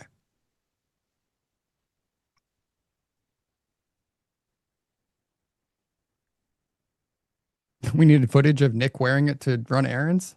Unfortunately, no.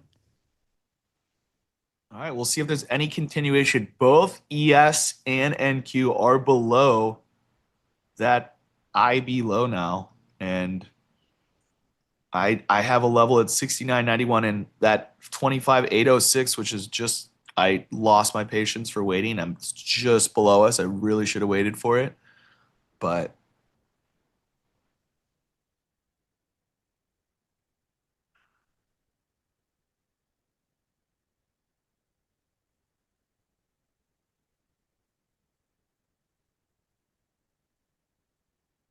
my entries are based on a combination of factors that include time, price, and momentum.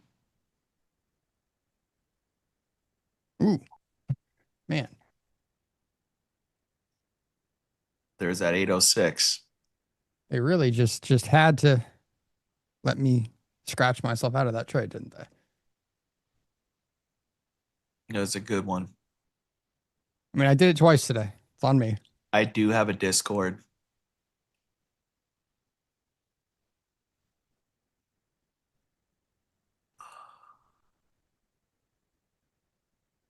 Good question, Grant. If I was short, I would have started my timer at this down bar, well, or wherever you got short. But like, I would not expect this move to last more than 25 minutes to the downside. So you can pay. I don't know if it'll last that long, but this first bar down, let me move this little thing. This first bar down, I would have at like 10:40. So by like 11:05, I would expect no more selling. What do I use for momentum? So a fair value gap is technically a momentum bar. It's just not overlapping price action. And then I also pay attention to the average true range. So, and any move 50% or greater than the average true range, I highlight. So that first bar move down was 63 points. Yeah, RTY is absolutely the winner. But it was, it didn't, man, I just kind of wish I had a little more focus there. But that 25,806 level I limited earlier, that of course I didn't wait for. That's the low right now. That's where I bids from. I still want to see 69.91 in the ES. We may not get it, but does seem like buyers have showed up at this 806 for now. If we can hold this into 1105 or is still at this level at 1105, I would be targeting new highs of the day. When this low is made, so we've washed out now to the downside, if we really get no more continuation past this point, we're gonna run the upside. We're gonna run highs of the day. Because after that much consolidation, indecision, a move in one direction with failed continuation is gonna reverse it. I don't know if that's the trade, but if we can't get through this low here, we will get through highs. If we get through the low, of course, we won't, but.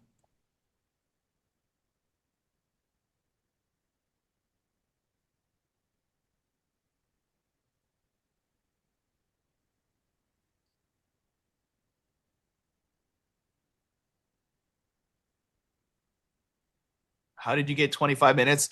I said earlier, I was just really drunk, and then I was just like looked at the market and I started counting bars. And then I figured out that the market often moves in 25-minute cycles. It's really that simple.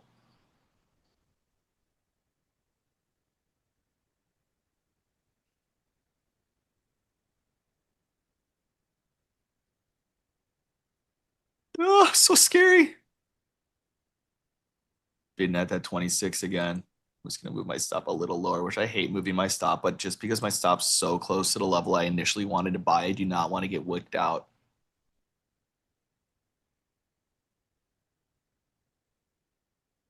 I wish I just had the patience to the limit I had sitting for 2 hours as opposed to being a little offsides, getting angry. But do you have any strategies for people don't get drunk and look at charts? See, the thing is, I don't get drunk and trade. I just like sometimes if I'm hammered and I come home from a bar, I'll just pull up my charts instead of going to bed and I'll be like, come up with an idea.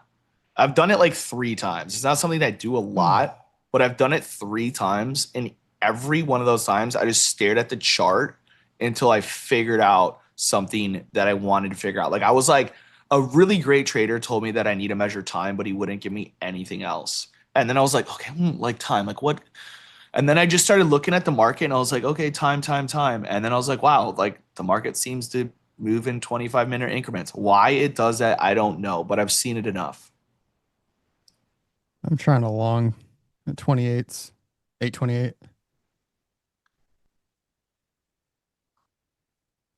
Yeah, I hope I don't so. know. Kind of right at the overnight VWAP, but I just had an alert. there. Okay, that worked. Let's go. All right, you got to Those hold buyers this one. war for real. All right, can we just, if anybody waited for that 806, I congratulate you. I literally had that limit since this morning. All right, I think off at 70. I'm sad that my entry is not on the point, but I am going to be aiming for new highs. So we're back to that timer thing. I like after this bar is at 11. This is the 1055 bar. So I'd push out to 25 minutes as opposed to trying to hyper manage this. I do really want to see us get above 25,897, call it 25,900. And above that is going to increase my confidence, but it still could take some time.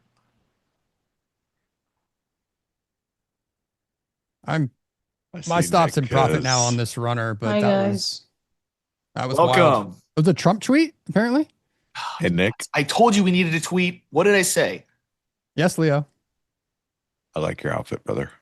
I got you one, as well as one for the little one and one for the tiniest one. I'm gonna send it to you. I don't believe you.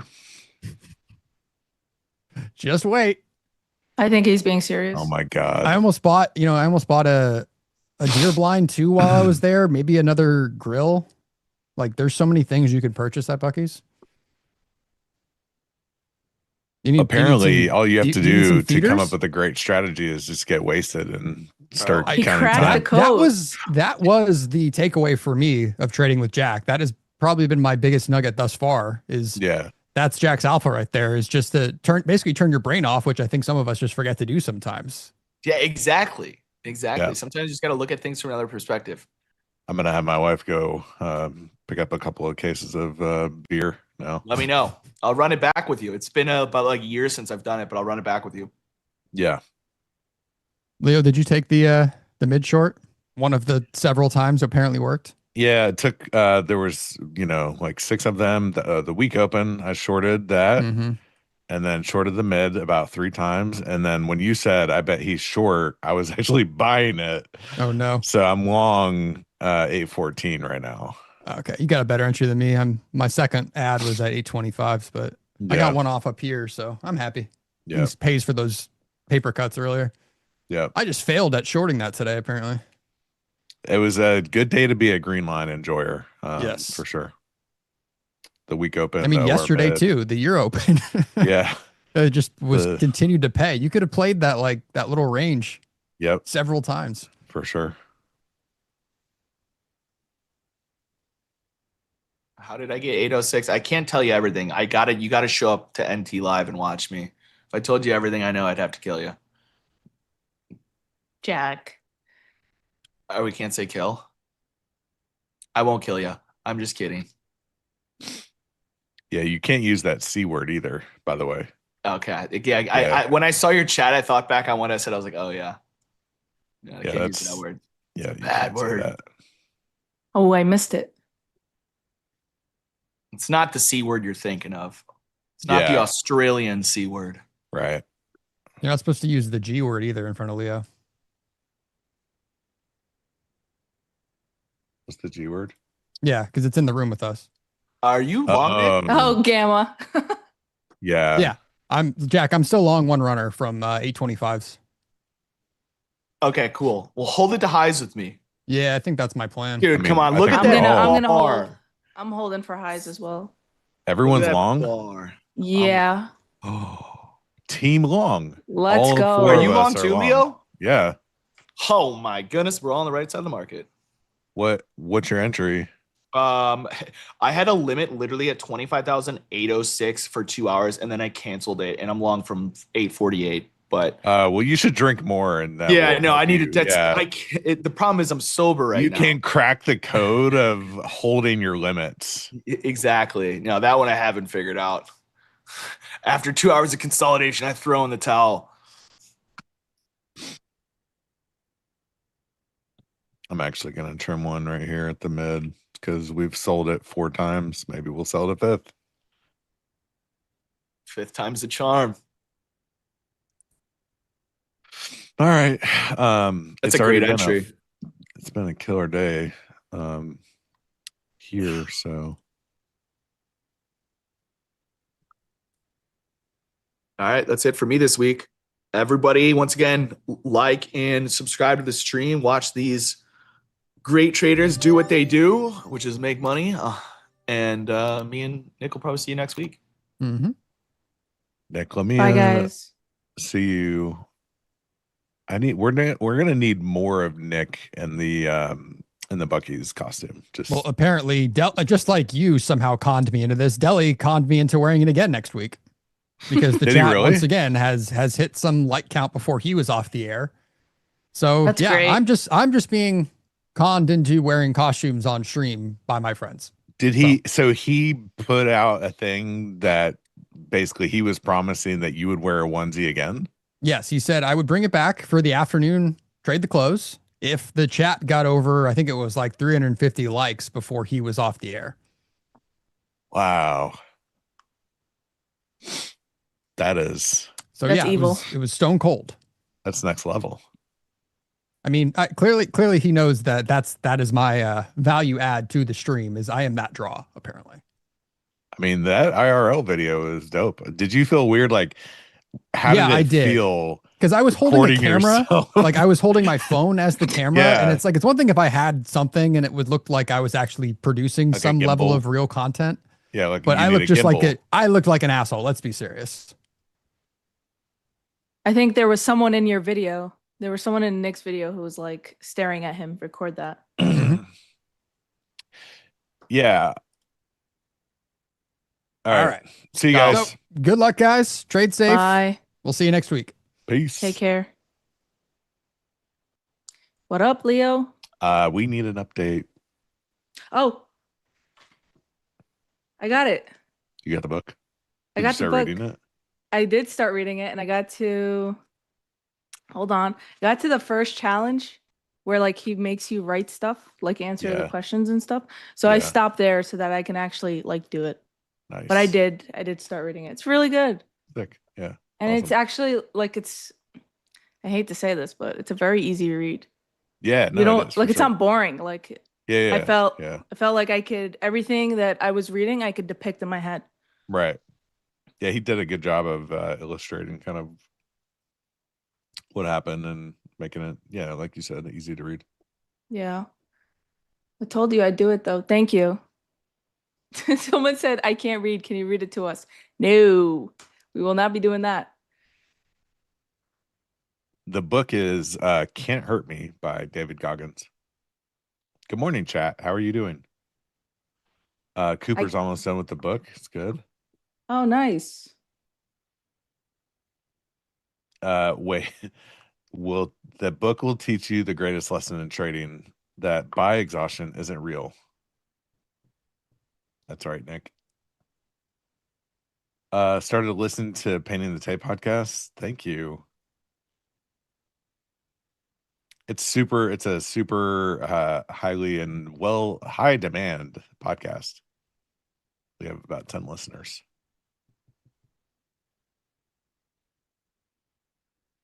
Oh, it's so far so good. I What just is the put it in author? the chat. Just put it Oh, in the nice. chat. Nice. Yeah.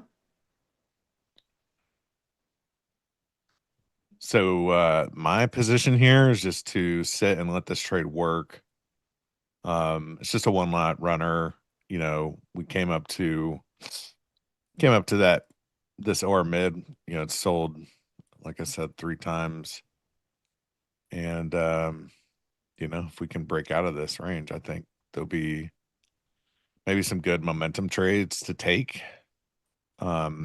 If we do end up getting a breakout of this well-established range at this point. But this trade here is one of my, I don't know,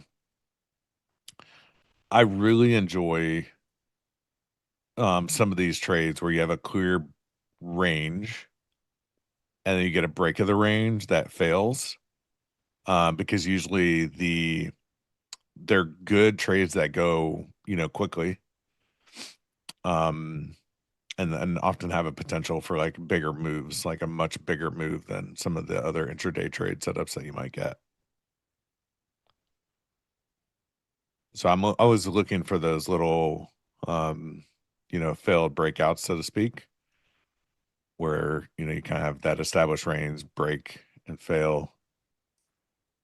So I took a stab at it down here. Were you like on the charts when the market opened this morning? Yeah. Mm-hmm. Dude, such trappy price action. I was short this week open pre-market.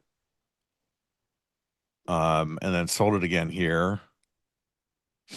Then sold the OR mid a couple of times. Damn, so you got some good trades in today. Yeah, it's been good. The kind of, yeah, the green levels are very important for me, and today, you know, they're definitely paying the bills. Yeah, that's great. This is my first trade of the day. They're gonna sell this fucking OR mid again. Jeez. Alrighty. No, don't say that. Have faith. I really want ES to sweep this 4-hour candles high from Tuesday, the 13th. It's my first target on the day. It also coincides with the previous quarter's high. So I just have full TP up there. If we get it, it'd be very nice. Reason why I entered longs was we swept this 0.618 fib level, held it, and then we closed above previous month's high. And if you guys know me, you guys know that this candle is the type of candle I would look for. Not necessarily on a 5-minute time frame, but since, you know, today has been super volatile so far, I'm on shorter time frame than I'd like to be. And then we were also coming to the 30-minute candle close. And I noticed that on the 30-minute, we've just been holding the 9 EMA basically since last week. Wait, since last week. Oh my God. I am tripping. Since midnight open. Dude, I want this week to be over so badly. I'm talking about it in past tense. Anyway, sorry, brain's fried. But yeah, we've been holding the 9 EMA basically since midnight. And I figured, you know, 0.618 there, it should work. And then that 5-minute candle closed. I don't like this 5-minute candle that just closed now. I'm out. I got out of everything there. But yeah, this is the exact setup that I would look for to go long and then short if it were the opposite. Yeah. If we inverse this chart, this is the exact setup I would look for to take short. Yeah. Just a no-brainer. But yeah, this looks like they want to sell this back down. Unfortunate. I'll look for another re-entry if they give it to us. I do think we get that sweep. 70-15-ish on ES. What are the green levels? The first one is the week open, so that's the 49 level here. The second one is the opening range mid, which is I use a 5-minute opening range, so it's the midpoint of that range. And then this other one is the V range, which is it's kind of a proprietary level that is calculated based on it uses the VXN, so the volatility market from NQ, along with the NQ price. And so we're kind of ping-ponging between those levels today, which has been great because that's you know, these levels along with order flow is really how I manage and put trades in.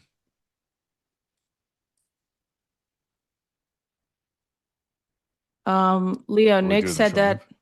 Nick said that he posted a screenshot trade, so that's why we are pulling back. Oh, he posted a blame Nick. screenshot on Twitter, I bet. Could have told Let's us see. that. Could have said it. Could have said something. He did. I found it. Dude, screenshot curse lives on.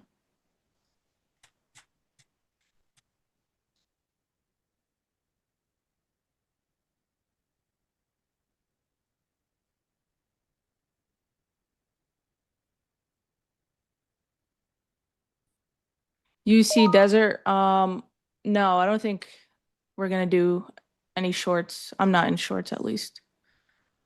Just wait to see how the market reacts. Today's one of those days where you got to be like really picky with your trades.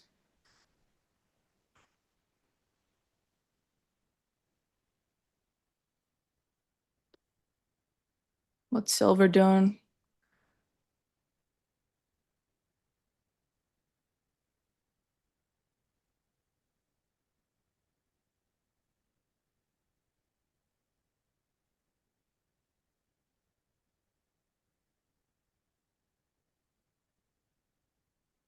If sellers don't step in on silver here, we go for new highs. What are we looking at? Oh my gosh. What? So we talked about these two levels in silver. 89, which, you know, we had a pretty nice pullback from. Then they held it as support. And then we talked about 93, 77. Almost got there. I mean, you know, short by a couple pennies. And then we liquidated from there. These levels are good. Where'd you get 93 from? That was There's 93.7. That was solid. yeah, they're proprietary. They're Job's pivots, the weekly pivots. Ooh. Their expansion levels from Mhm. prior weeks, based on the volume profile. So it's something that we've used for 5 years at this point, but I've never looked at them on silver. So this was just me experimenting with, how well they do or don't work in other markets. Got you. Yeah, I have fibs drawn, and so far they've been respected. Look at that move. Holy. Yeah, silver's been moving wild.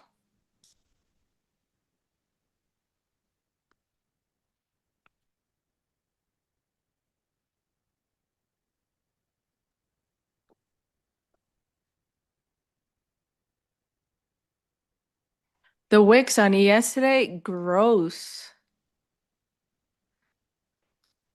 Not a fan. This is Nick's fault, the selling. Yeah, I agree. You just had to go post a screenshot.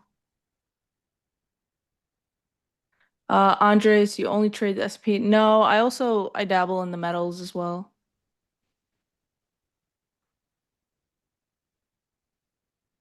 I don't think I've taken a trade on stream though on silver.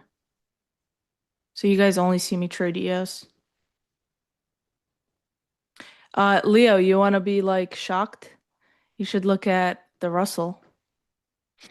No, I don't want to waste my time. No, you should. The way it's Oh. been moving is so clean in comparison to My phone. Oh, shit. ES and NQ. Just realized my phone was dead. I was gonna look at it on my phone, but I mean, I'll pull it up if you want me to. yeah, let's see it. Oops. Just so clean. Are you joking? In comparison to ES? It's just been a straight uptrend all morning. Look, let's compare real quick. Oops. Why does it do that? This is ES, guys. I don't even know what this is. And then this is the Russell. Straight up. How have I not been trading this? It's a shitty market. But still, like it's just been so clean lately. I think there's a verse in the Bible that says he who trade Russell is an idiot. Is that what that says?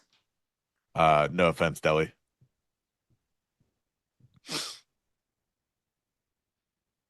You're still holding your long, right? No one tells you ahead of time it will do that. Yo, if only someone did. Isn't that? Oh my gosh, that's good. It's a trash market. It's not worth trading. I don't know. It helped me come back during the competition.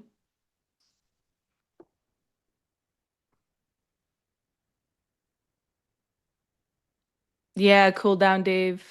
ES yesterday was gross. And the fact that my candles are white and black, that range looked like it was just piano keys. It was, I'll show you. This is what I was staring at yesterday. Where is it? Here. This, and was I on stream yesterday? Oh no, this was right before we got on stream. It was literally white, black, white, black. It was just a piano. Disgusting. Leo, what's your target on your runner? At least new highs. I mean, I'm target that week open. Oh, okay, like 55. Yeah. Wait, no, I'm sorry. New highs would 950. 55. Yeah. Yeah, it looks good now that I'm out. Did you flatten? I did, yeah. I didn't like the way this 5-minute candle closed. Okay. I still think we could reject. But NQ is looking a little strong. ES is already at new highs. Yeah. kind of lame that NQ is such a lackluster. It's lagging ES pretty hard. It's okay though, because once it catches up, it'll push a lot. Must be it's strengthening the Dow.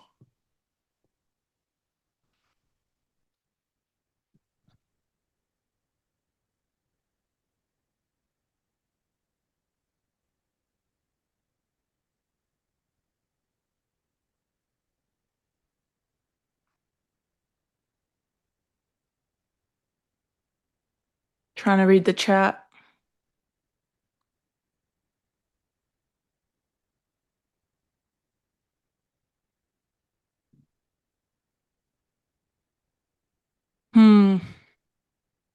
Best thing for me to do is just let this trade play out and kind of ignore the market. Like part of the reason why I didn't hold also is the fact that, this entire week we've been lacking follow through. And especially this morning, right? We kept seeing like buyers wanted to push price up and then sellers would come and smack it back down and then vice versa. And I just didn't want to be caught up in that. Yeah. Pretty happy with the profit. And if we do come back down, then, I'll look for a re-entry, but not really interested in holding for would have been another like 5 points. No, I think It's you fine. had a great exit.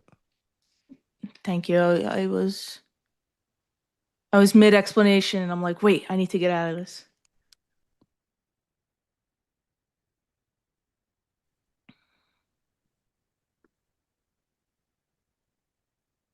Anyway, chat, do you guys have any questions for us? We can do a little Q&A while we wait for either Leo's TP to hit or another setup to present itself.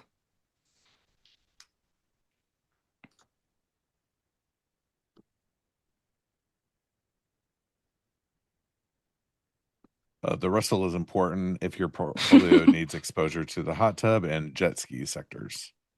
I mean, those are important things to have. Who doesn't love jet skis? I've never been on one. What? I swear, yeah. You never been on a jet ski? No. Have I not lived? No.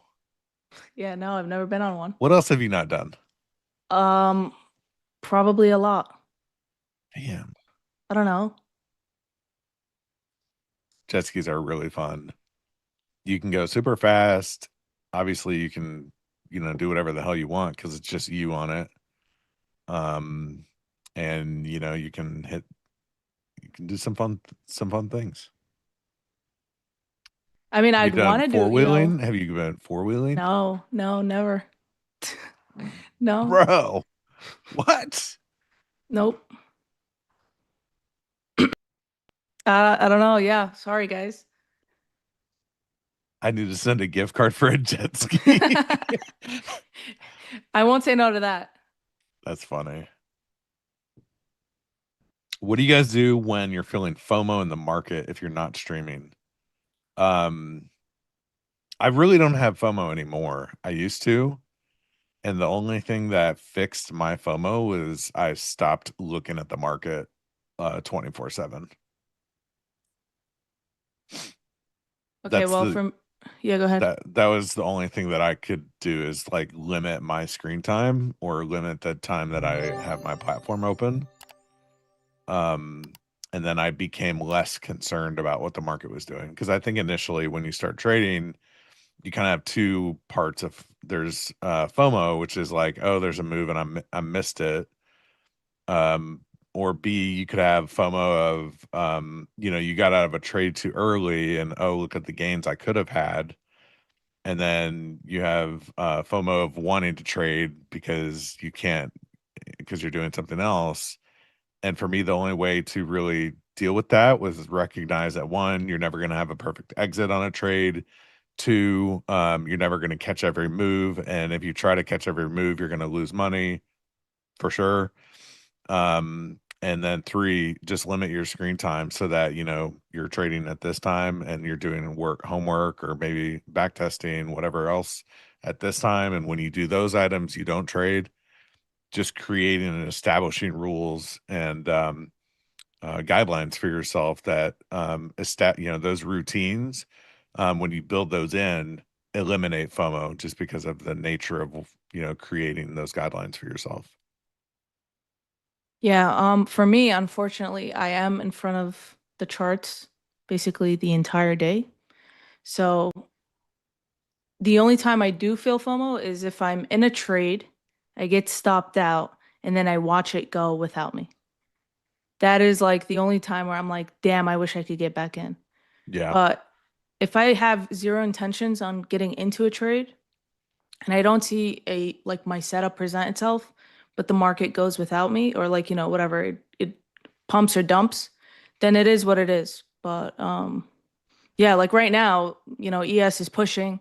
We're about to get that sweep that I was looking for, but I already got out in profit. So I'm just chilling, right? Like I made my money. I know I can't catch every single trade or every single move fully. So it is what it is. You got to just remind yourself that, tomorrow or within the next 30 minutes, an hour, another opportunity will present itself. Why are you in front of the charts the entire day? Because I have a Discord and this is what I do all day long. I also, for those who don't know, I also post flow and I trade options. So it's not just futures for me. So I am here basically like 10 hours out of the day. I'm at my desk. Yeah, stream side partners, I think it's a great.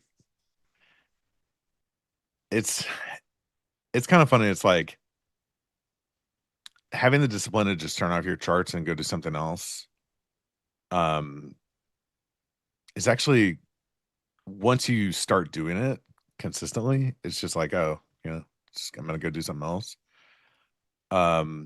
It's funny how if I don't turn off my platform and I go do something else, I'm more likely to come back to the computer because the platform, because I know that the shit's already open, and start jumping into a trade like I didn't plan on. Have no, it's just like, oh, boom, I'm gonna like look at this trade, I'm gonna get in it. It's always a bad deal for me. So turning off my screen, turning off my platform is the number one way that I've managed to overcome some of those things.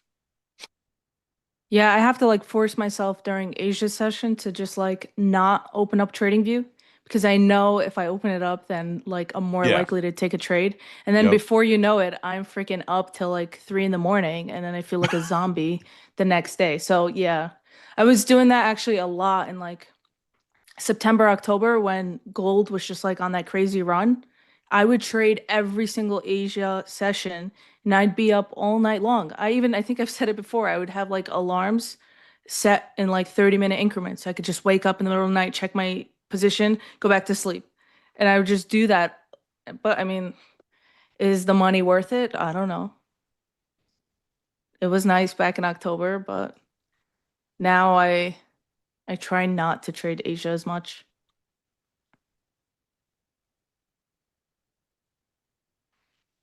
Get married, have kids, and you'll see how fast you get away from the screens.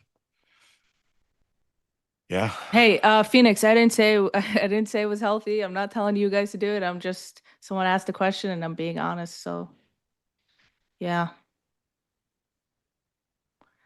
We did get other questions though up top. Dude, someone wants to know who's my favorite, X, Y, or Leo. I think I'm gonna start a petition for me, X, Y, and Leo to trade the close together. Hey, they're going to start doing 3 people Yeah, for trade the close. So I mean, we should have a segment. Yes. I'd be on board with that. Maybe we should do a poll. Should we do a 3-way stream with Leo, X, Y, and Salma, or should it be nobody? I bet somebody would vote for nobody. They always vote no, just to rage bait us. How many likes do we have here? Have you guys hit the like button today? There's 1,000 watching and 647 likes. So that means there's a little less than 353 people that have not liked the stream. Hold up, I'm logging in through my burner.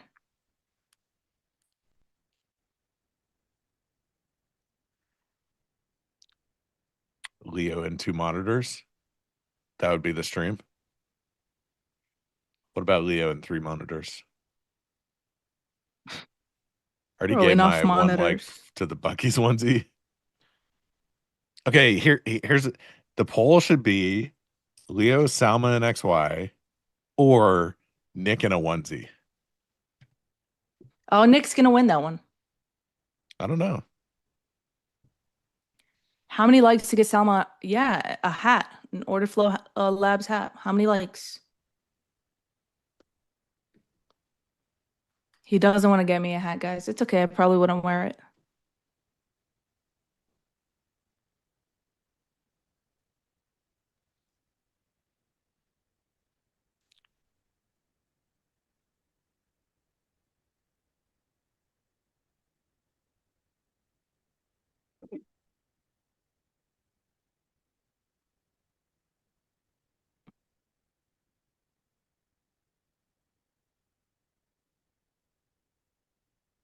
Someone asked, when did Leo realize he's a Giga Chad? What does that even mean? I don't even think that's true, to be honest.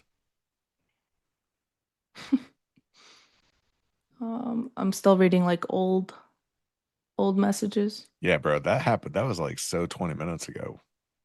I'm scrolling back so nobody feels left out. Salma, you're so considerate. Yeah, a lot of people want to know what's the indicator I use that gives me this on the right side of my chart. Here you go. You can screenshot that. It's free. And it's very useful. Oh, hold on. Wait. Sorry, they just full screen my screen. Okay, there you go. MTF candles. And then you can mess around with the settings however you like. That's it.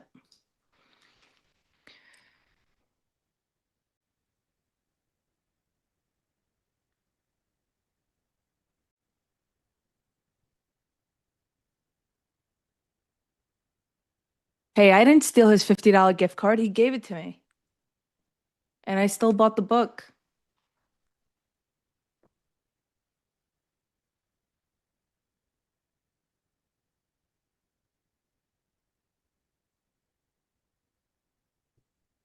So in order for me to go long, I'd want to see how we react around previous day high and the 9 EMA on the 30-minute.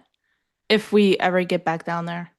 If not, I think ES will just sweep this 15 level I have and then see what it does there. Will Leo put stops at break even someday? No. Leo, tell them what you always tell me. I will never, if in this trade, I will not let this stop get taken out.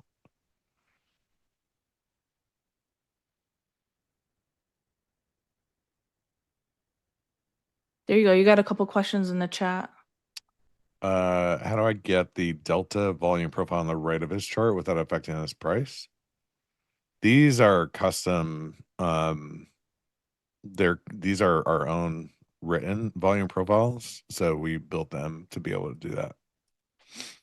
I'm not sure how the built-in Ninja profile, if you can stack them. I think you can. I just don't know how to do it. Daily bias. I don't really have a strong daily bias. If you read my playbook, you'll see how I prep for each day. And one thing that I try to eliminate the most is a bias of any kind. Now, one thing that I do have, like today is a good example, is when we have a gap up, I watch the open pretty heavily. And if we gap up, like we did today, outside of yesterday's range, and we don't have a strong open to the upside, I am looking for that gap to either get filled all the way or for that open to be weak, that continuation of weakness to, occur throughout the session. And so I don't get too bullish just because we have a gap up. Now, if we gap up and we rally straight out of the OR or the open, then I want to trade with that move. But today's, open, we gapped up and we sold off like pretty heavily. And so that gave me a clear sign that, the opening, the participants at the open who moved the market, pretty aggressively, weren't really willing to take it and drive it higher. So that's why, this short here at the week open, these shorts here, I took as well, are based around some of that context. So did I have a bias that we were going to go bullish or bearish? No. There's just context like those things happening that I, kind of use in my daily planning. Where can you find the playbook? It's on paintingthetape.net. I'll put a...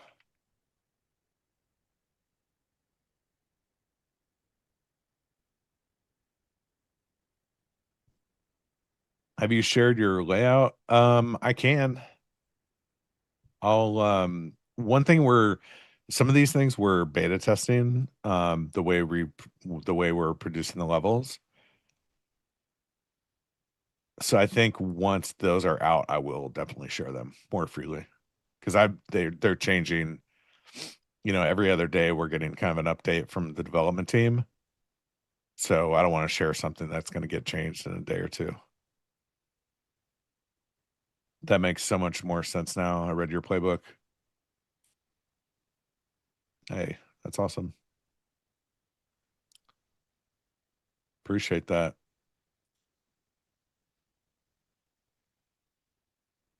I also feel like when you're a day trader, you don't really need to have a daily bias because you should be fluid enough to be able to trade either side if opportunity presents itself.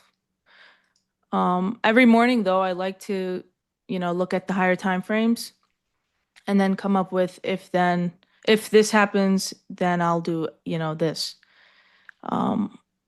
So like you mark out both upside and downside targets or sweeps that you're looking for, and then you wait for it to pan out. Or you wait for your opportunity to get in and ride it to either the upside or downside.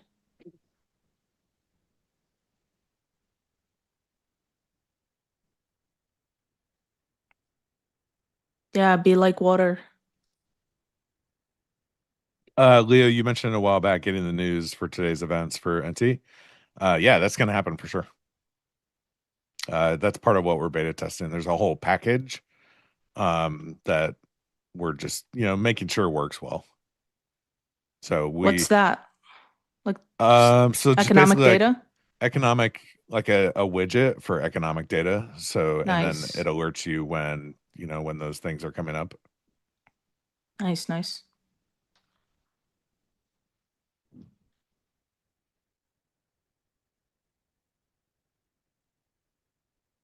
A lot of those like economic data websites sometimes just get it wrong.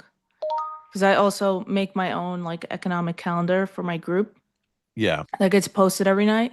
Yeah. And so sometimes like I'll have, I post it at night. So I don't know, maybe if I were to make it now, from now until later on in the day, there could be something that changes. And then, you kind of get screwed. Or So I Yeah, go ahead. can help. I can help you. You can? Yeah, because Orderflow Labs, we Mhm. have a Discord channel that's an announcements channel, Yeah. and we publish the events for the day every morning at 6 a.m. in our Discord. But you can actually follow that channel to your Discord, so it would post to your Discord. And then we also post the week aheads on Sunday. So I could get you access to that, so it would just automatically post into your server without you having to publish it every night. Oh, cool. Yeah, if because you wanted. it's a little bit like tedious when, we do it because I wanted to have like my branding and everything. Yeah. It's, it could be very easy for me to go screenshot like Forex Factory or whatever, investing.com. Right. But yeah, sometimes it's a little bit annoying when like investing.com says something and then Forex Factory says another thing, and they're both Yeah. completely different things. Right. But yeah, I'll definitely reach out to you about that. Definitely could make my life easier. ID 888 is asking for someone who wants to learn trading and rely on it. Do you advise to learn ICT or order flow? Depends on it really depends on you, right? Because everything works. You have a network of traders on NinjaTrader where some of them are ICT traders, others are order flow traders. It all works.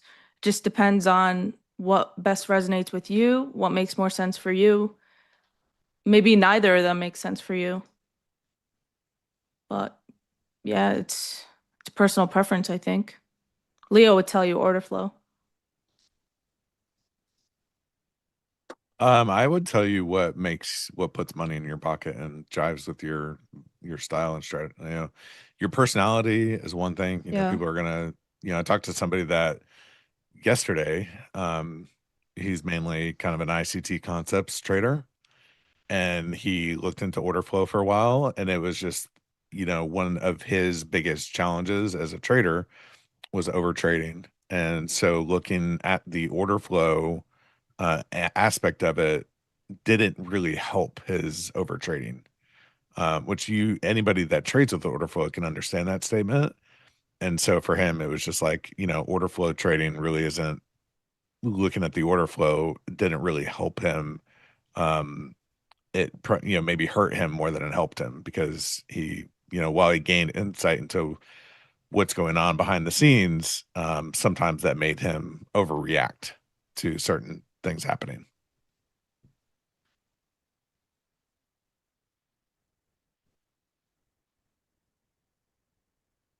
Yeah, I definitely have to agree. You have to pick something that works well with your personality. Like Leo might be really good at, you know, watching the Dom and it moves every second, right? You have to be someone who can like focus, keep your eyes on it, be able to read it, understand it, and then execute off of it. That's a Yeah. lot to do if you're not someone who, I don't know, I don't even know how to say it without it coming across as bad, but Yeah, I mean, well, simply you just put, have to you have to be able yeah. to disseminate a lot of uh low time frame information to kind of gauge what's happening overall, right? And that means that sometimes you're going to see things that you think are significant, which aren't ultimately in the bigger picture. And so that's a skill that you have to build when you're using order flow.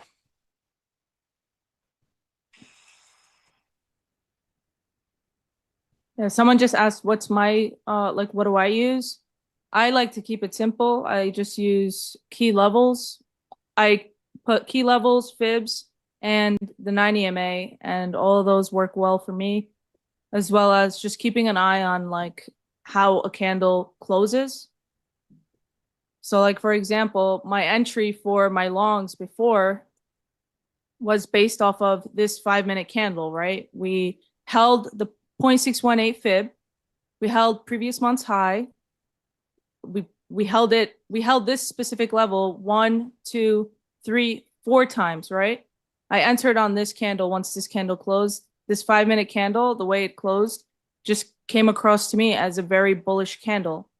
And then I entered it and then wrote it all the way up. And then I ended up taking profit around here, this 1105 candle, because we just failed to get above the fib level. So for me, just being able to play fib level to fib level, or the fact that I saw that the 30-minute candle was holding the 9 EMA, like it seems like it could be a lot, but I just use all of those together to come up with a confluence to get into a trade.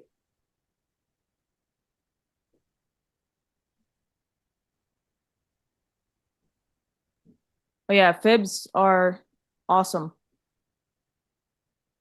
And I actually noticed that fibs work really, really well on metals. So if you're someone who likes to trade metals, fibs and standard deviation levels work really, really well. That was like my strategy when I was just solely trading gold back in October. I would just use standard deviation levels off of like the 30-minute OR. And that's how I'd get my targets, and I would just literally trade that way. And then someone else said, can you show us how you drew that fib level? Yeah, I can, for sure. Hold on. I gotta sit up a little bit. Okay, I took off all my indicators for you guys so you can see a cleaner chart. But basically what I did is I just drew the fib level off of the weekly range. So I'm taking Tuesday's high to yesterday's low, drawing that. And when you're doing high to low, you're looking for rejection levels. So this is where I want to see if, we'll reject. And if you go on the 15-minute time frame or any time frame, shorter time frame, if we close above the 0.786, then you can get rid of the fibs. They're no longer applicable, right? And you can, if you wanted to, let's remove that, right? If you wanted to look for, let's say we drew this before today's candle opened, right? You can draw it from yesterday's low to Tuesday's high, and you could have looked for places where you wanted the market to bounce. And if you go on shorter time frame, you can see that today at 10:45 we held the 0.382, bounced beautifully, and we, price pushed back up. Buyers stepped in here, and they stepped in where they needed to. So there's really no right or wrong way to draw fibs. It just depends on what you're looking for. You can literally draw them on one specific candle. You can draw them on a range. So if you wanted to do like a week, a month, it could be many, many days if you're looking at something on like higher time frames, like on the weekly or monthly. There's really no right or wrong way to draw it, as long as you know why you're drawing it and what you're looking for out of it.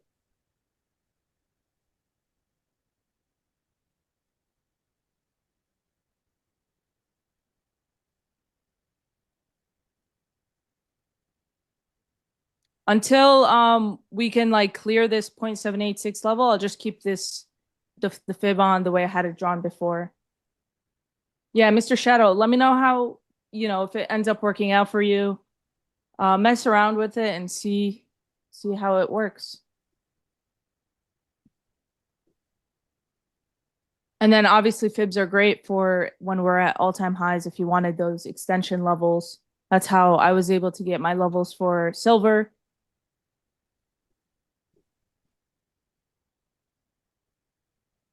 Yeah, Trader Mike, imbalance candles.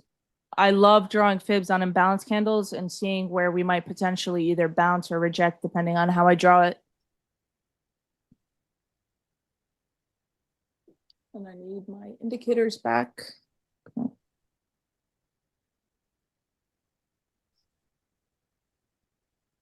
lot of absorption up here in these 920s. Can see it visually right here in this range. It's highlighted by these red shaded boxes. But I'm gonna sit in this trade. I hope to one day be able to look at Leo's chart and be able to like actually understand it. Seriously though. It's pretty simple. I mean, it's not to complicated. To you. Yeah, like it's so interesting how you can literally have a different strategy from someone and still come to the same conclusion. Yeah.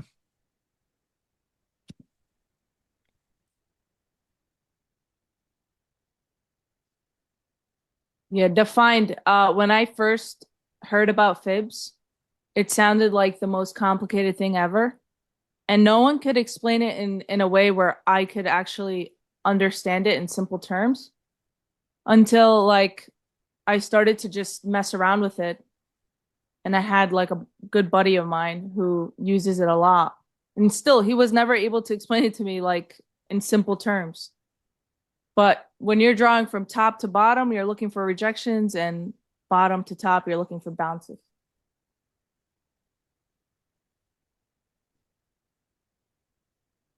Typewriter. I don't think Leo is going to be on stream with us later. Are you? No. Okay. It will be me and XY trading the close later. I mean, that would be fun. If we do get a 3-person panel in the afternoon of me and XY and you, we could discuss some concepts from an order flow perspective, like teach you how we Let's look at do order it. flow while do the it. market, if the market is slow. That sounds great to me. Did you actually teach XY?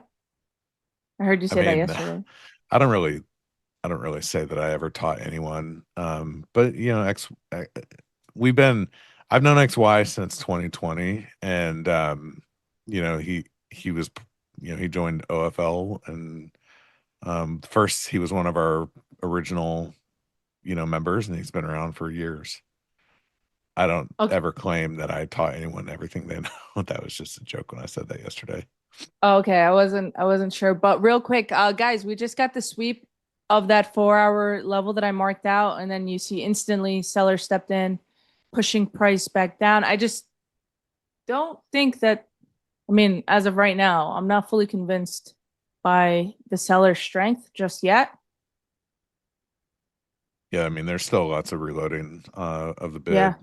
So, I mean, you could see it. What I'm looking at would kind of suggest we're still going to continue to the upside a bit.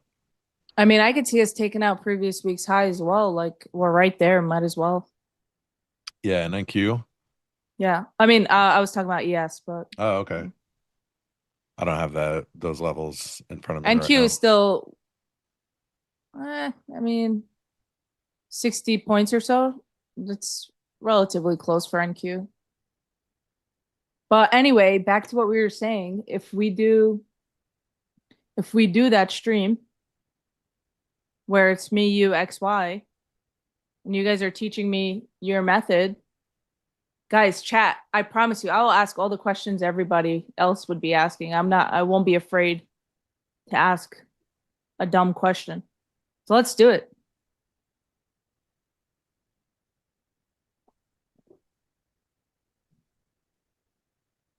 And then I get an OFL hat. ID, I don't know when, but it could be something we could work on for sure.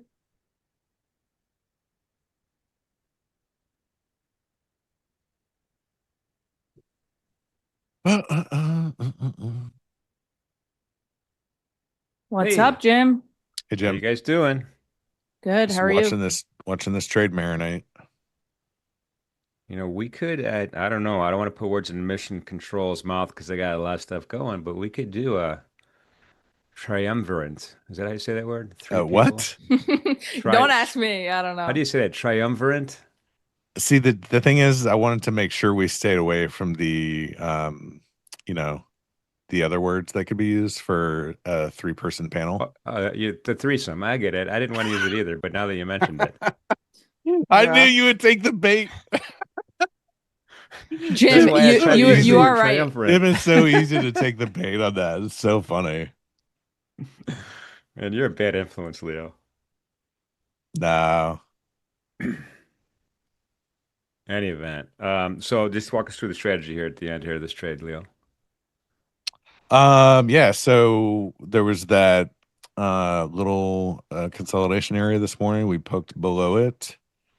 I was looking for bids kind of returning to this range, and now I'm just holding this runner for a break of new highs on the day, honestly. I don't know if we'll get it. We are starting to get we have had resistance here all morning, and we just poked above it, and now it's kind of back inside. So it might be an all day situation for me. Got it. Patience. Very awesome. I think You guys did a great. Great job today, for But sure. I think I am gonna move my stop to, you know, just above. That way, if I walk away, if something does happen, you know, I won't lose money on the trade. You're talking my language right there, my friend.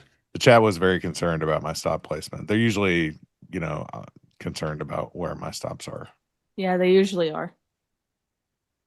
But you should get it. ES just made new highs again. I don't see how NQ doesn't New all-time follow through. highs? No. Just high on the day. Oh, okay. Just high on the day. So we do have one thing we need from you, Leo. So silver, we have upward projections from Right here. from Salma, from Shy, and from Jack. We don't have one from you. I gave him the other day, you know, when we were trading back here, I gave it 89 and 93.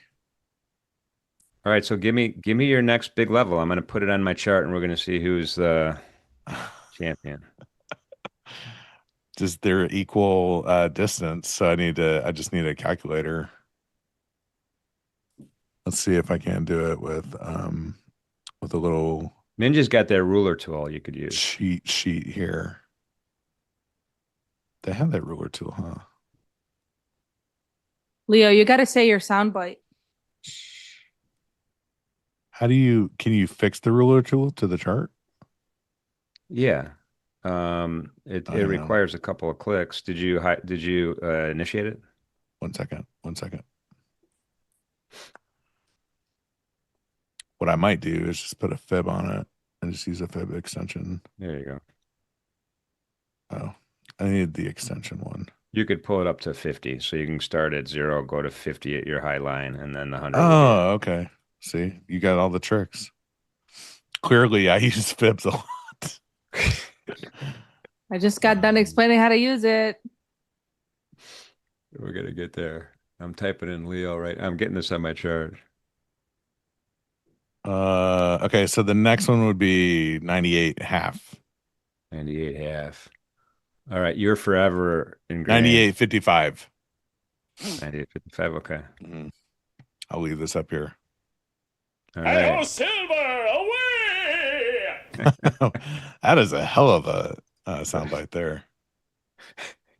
I don't know what to make of that. I do not know what to make of that. But one thing I do want to, you guys mentioned it earlier today, and I want to repeat this to everybody who's with us today before we do an edge report. 200,000 subscribers to the channel. Jim, do I get, I think at 200,000, all of the streamers should get like a day date, you know, nice green plated day date. A what? A day date. What's that? A day date? Rolex. I don't understand. What are you talking about, Leo? You never heard of Rolex before? Oh, you want a Rolex, like a watch? Yeah. All right. So we're gonna have a lot of great giveaways. I know Deli and Shab are in the back room right now figuring it all out for 200,000, but I don't think a Rolex to Leo is on the list. I'm just saying. Oh, damn. I didn't even know that was a Rolex. Neither did I, Salma. I don't feel Yikes. bad. Yikes. Kane, I've been learning from Kane and XY. They've been teaching me watches. Yeah. Well, Kane's got expensive taste. And so does XYZ, by the way. Half of your, oh my God. Anyway, everybody, my point of this is if you haven't yet hit that subscribe button, we'd greatly appreciate it if you do. We are going to have some epic giveaways when we hit that we're going to hit it, that 200,000, but let's do it, man. Let's not even hesitate. Hit that subscribe button. It's free. Just click on that little button. In any event. Good job, you guys. This afternoon, we may or may not see Leo. We're going to see Selma. We're going to see XYZ. Yeah, trade the close. Shai will be here with an afternoon report. I'll do another edge report. So pumped up to see you again, Selma, and maybe even you too, Leo. Nice. See you guys. Awesome. Thank you so much. Guys. Let's See you, do an chat. edge report and go to lunch. All right, so here are my lines for everybody. This is a silver chart. This is a daily silver chart. I have everyone up here. I've got Selma at 96.13, Shy 96.60, Leo 98.55, Jack 153. This is not price or right contest. We'll see. Maybe it should be. We'll see. You could go over if you want. Closest to the pin wins. Any event, we might go higher than that. I don't know. Silver's looking super strong though, guys, by the way. So, but I do want to kind of go back over a couple of really quick marketplaces here. Where's my gold chart? Let's get to gold. I'm going to go to intraday chart really quickly here. Maybe if my mouse, well, maybe my charts don't want to go to gold. There we go. Let's go to intraday. Wicked roller coaster ride today. No question about it. Swing lows, swing highs, London initial balance kind of cooled everything out like the Fonz. Swing high, swing low, swing high again, and now we're right back to VWAP here. So, usually I'd be preaching the VWAP touch at this point in the afternoon, but right now, I don't know. I mean, this has just been too wild of a ride. I mean, this is, what Tanya said on Tuesday, some of these markets you can't stay in too long. That is certainly the case. Now, the IB high has been breached once by a 10-minute candle, but we went right back into the IB, and the IB low right now is 46.03, and we really haven't breached that yet. So only a single break so far in this particular look and feel. So we'll see if we kind of get any movement whatsoever. But I'm looking at that IB low as a possible breakup for further action down to JAX 1, maybe 4,600 or previous sessions lows, which is that really slight red line you see at 45.94 spot 2. I don't think something bad would have to happen for us to get to one-day min down here around 45.75. So again, I expect some more volatility here in gold. We're definitely seeing a lot of it right now. Let's just shoot over to the mighty, and this is the mighty Russell. I mean, there's no question about it here. Making highs on the daily. I don't even need to show that. But today, we just blasted through the initial balance, right? We started at the value area low down here. It wasn't the value area low at this point in time, but it's the value area low now, and that's at 26.65.2. And then boom, once we broke past that session VWAP, forget about it. It's in the rearview mirror with huge price separation between VWAP and price right now. We're sitting right on that MenthorQ one-day max, 26.97.5. Give or take. Call resistance is right above that as well. So these two areas of interest are pretty tight. Now, what's interesting here is this volume node right here. This is prices above value, yeah, but this volume node is substantial relative to the other high volume nodes that we're seeing in the profile today. So we'll see if that defines the top of the conversation or not. There's clearly some resistance here, 2703. But this retracement isn't very significant. The last thing I want to point out here is that we have this 9 EMA. That's that really light, I don't know what color that is. It's yellow or orange. Really light, thin line there, 9 EMA. And we're tapping it right now. We've been trading above it pretty much since the bell rang. And we're tapping it right now as well. So there's a little bit of support here. I got some fib extension numbers. Should we break out to the upside? 200 to 27.08 spot 3. Whew, what a morning, man. We are done for the morning. We appreciate everybody being here with us at NinjaTrader Live. This, I got to tell you, the NinjaTrader Live community is the best one I've ever been involved in, and I've been involved in a whole bunch of them based on my, I don't know, million years worth of involvement in the futures markets. Appreciate all the kind words in the chat, and appreciate the thumbs up and the subscriptions, more importantly. This afternoon, we're going to also have a great session. So enjoy your lunch, relax a little bit, take some time away from the screens. Hopefully, we'll see you this afternoon. Take care.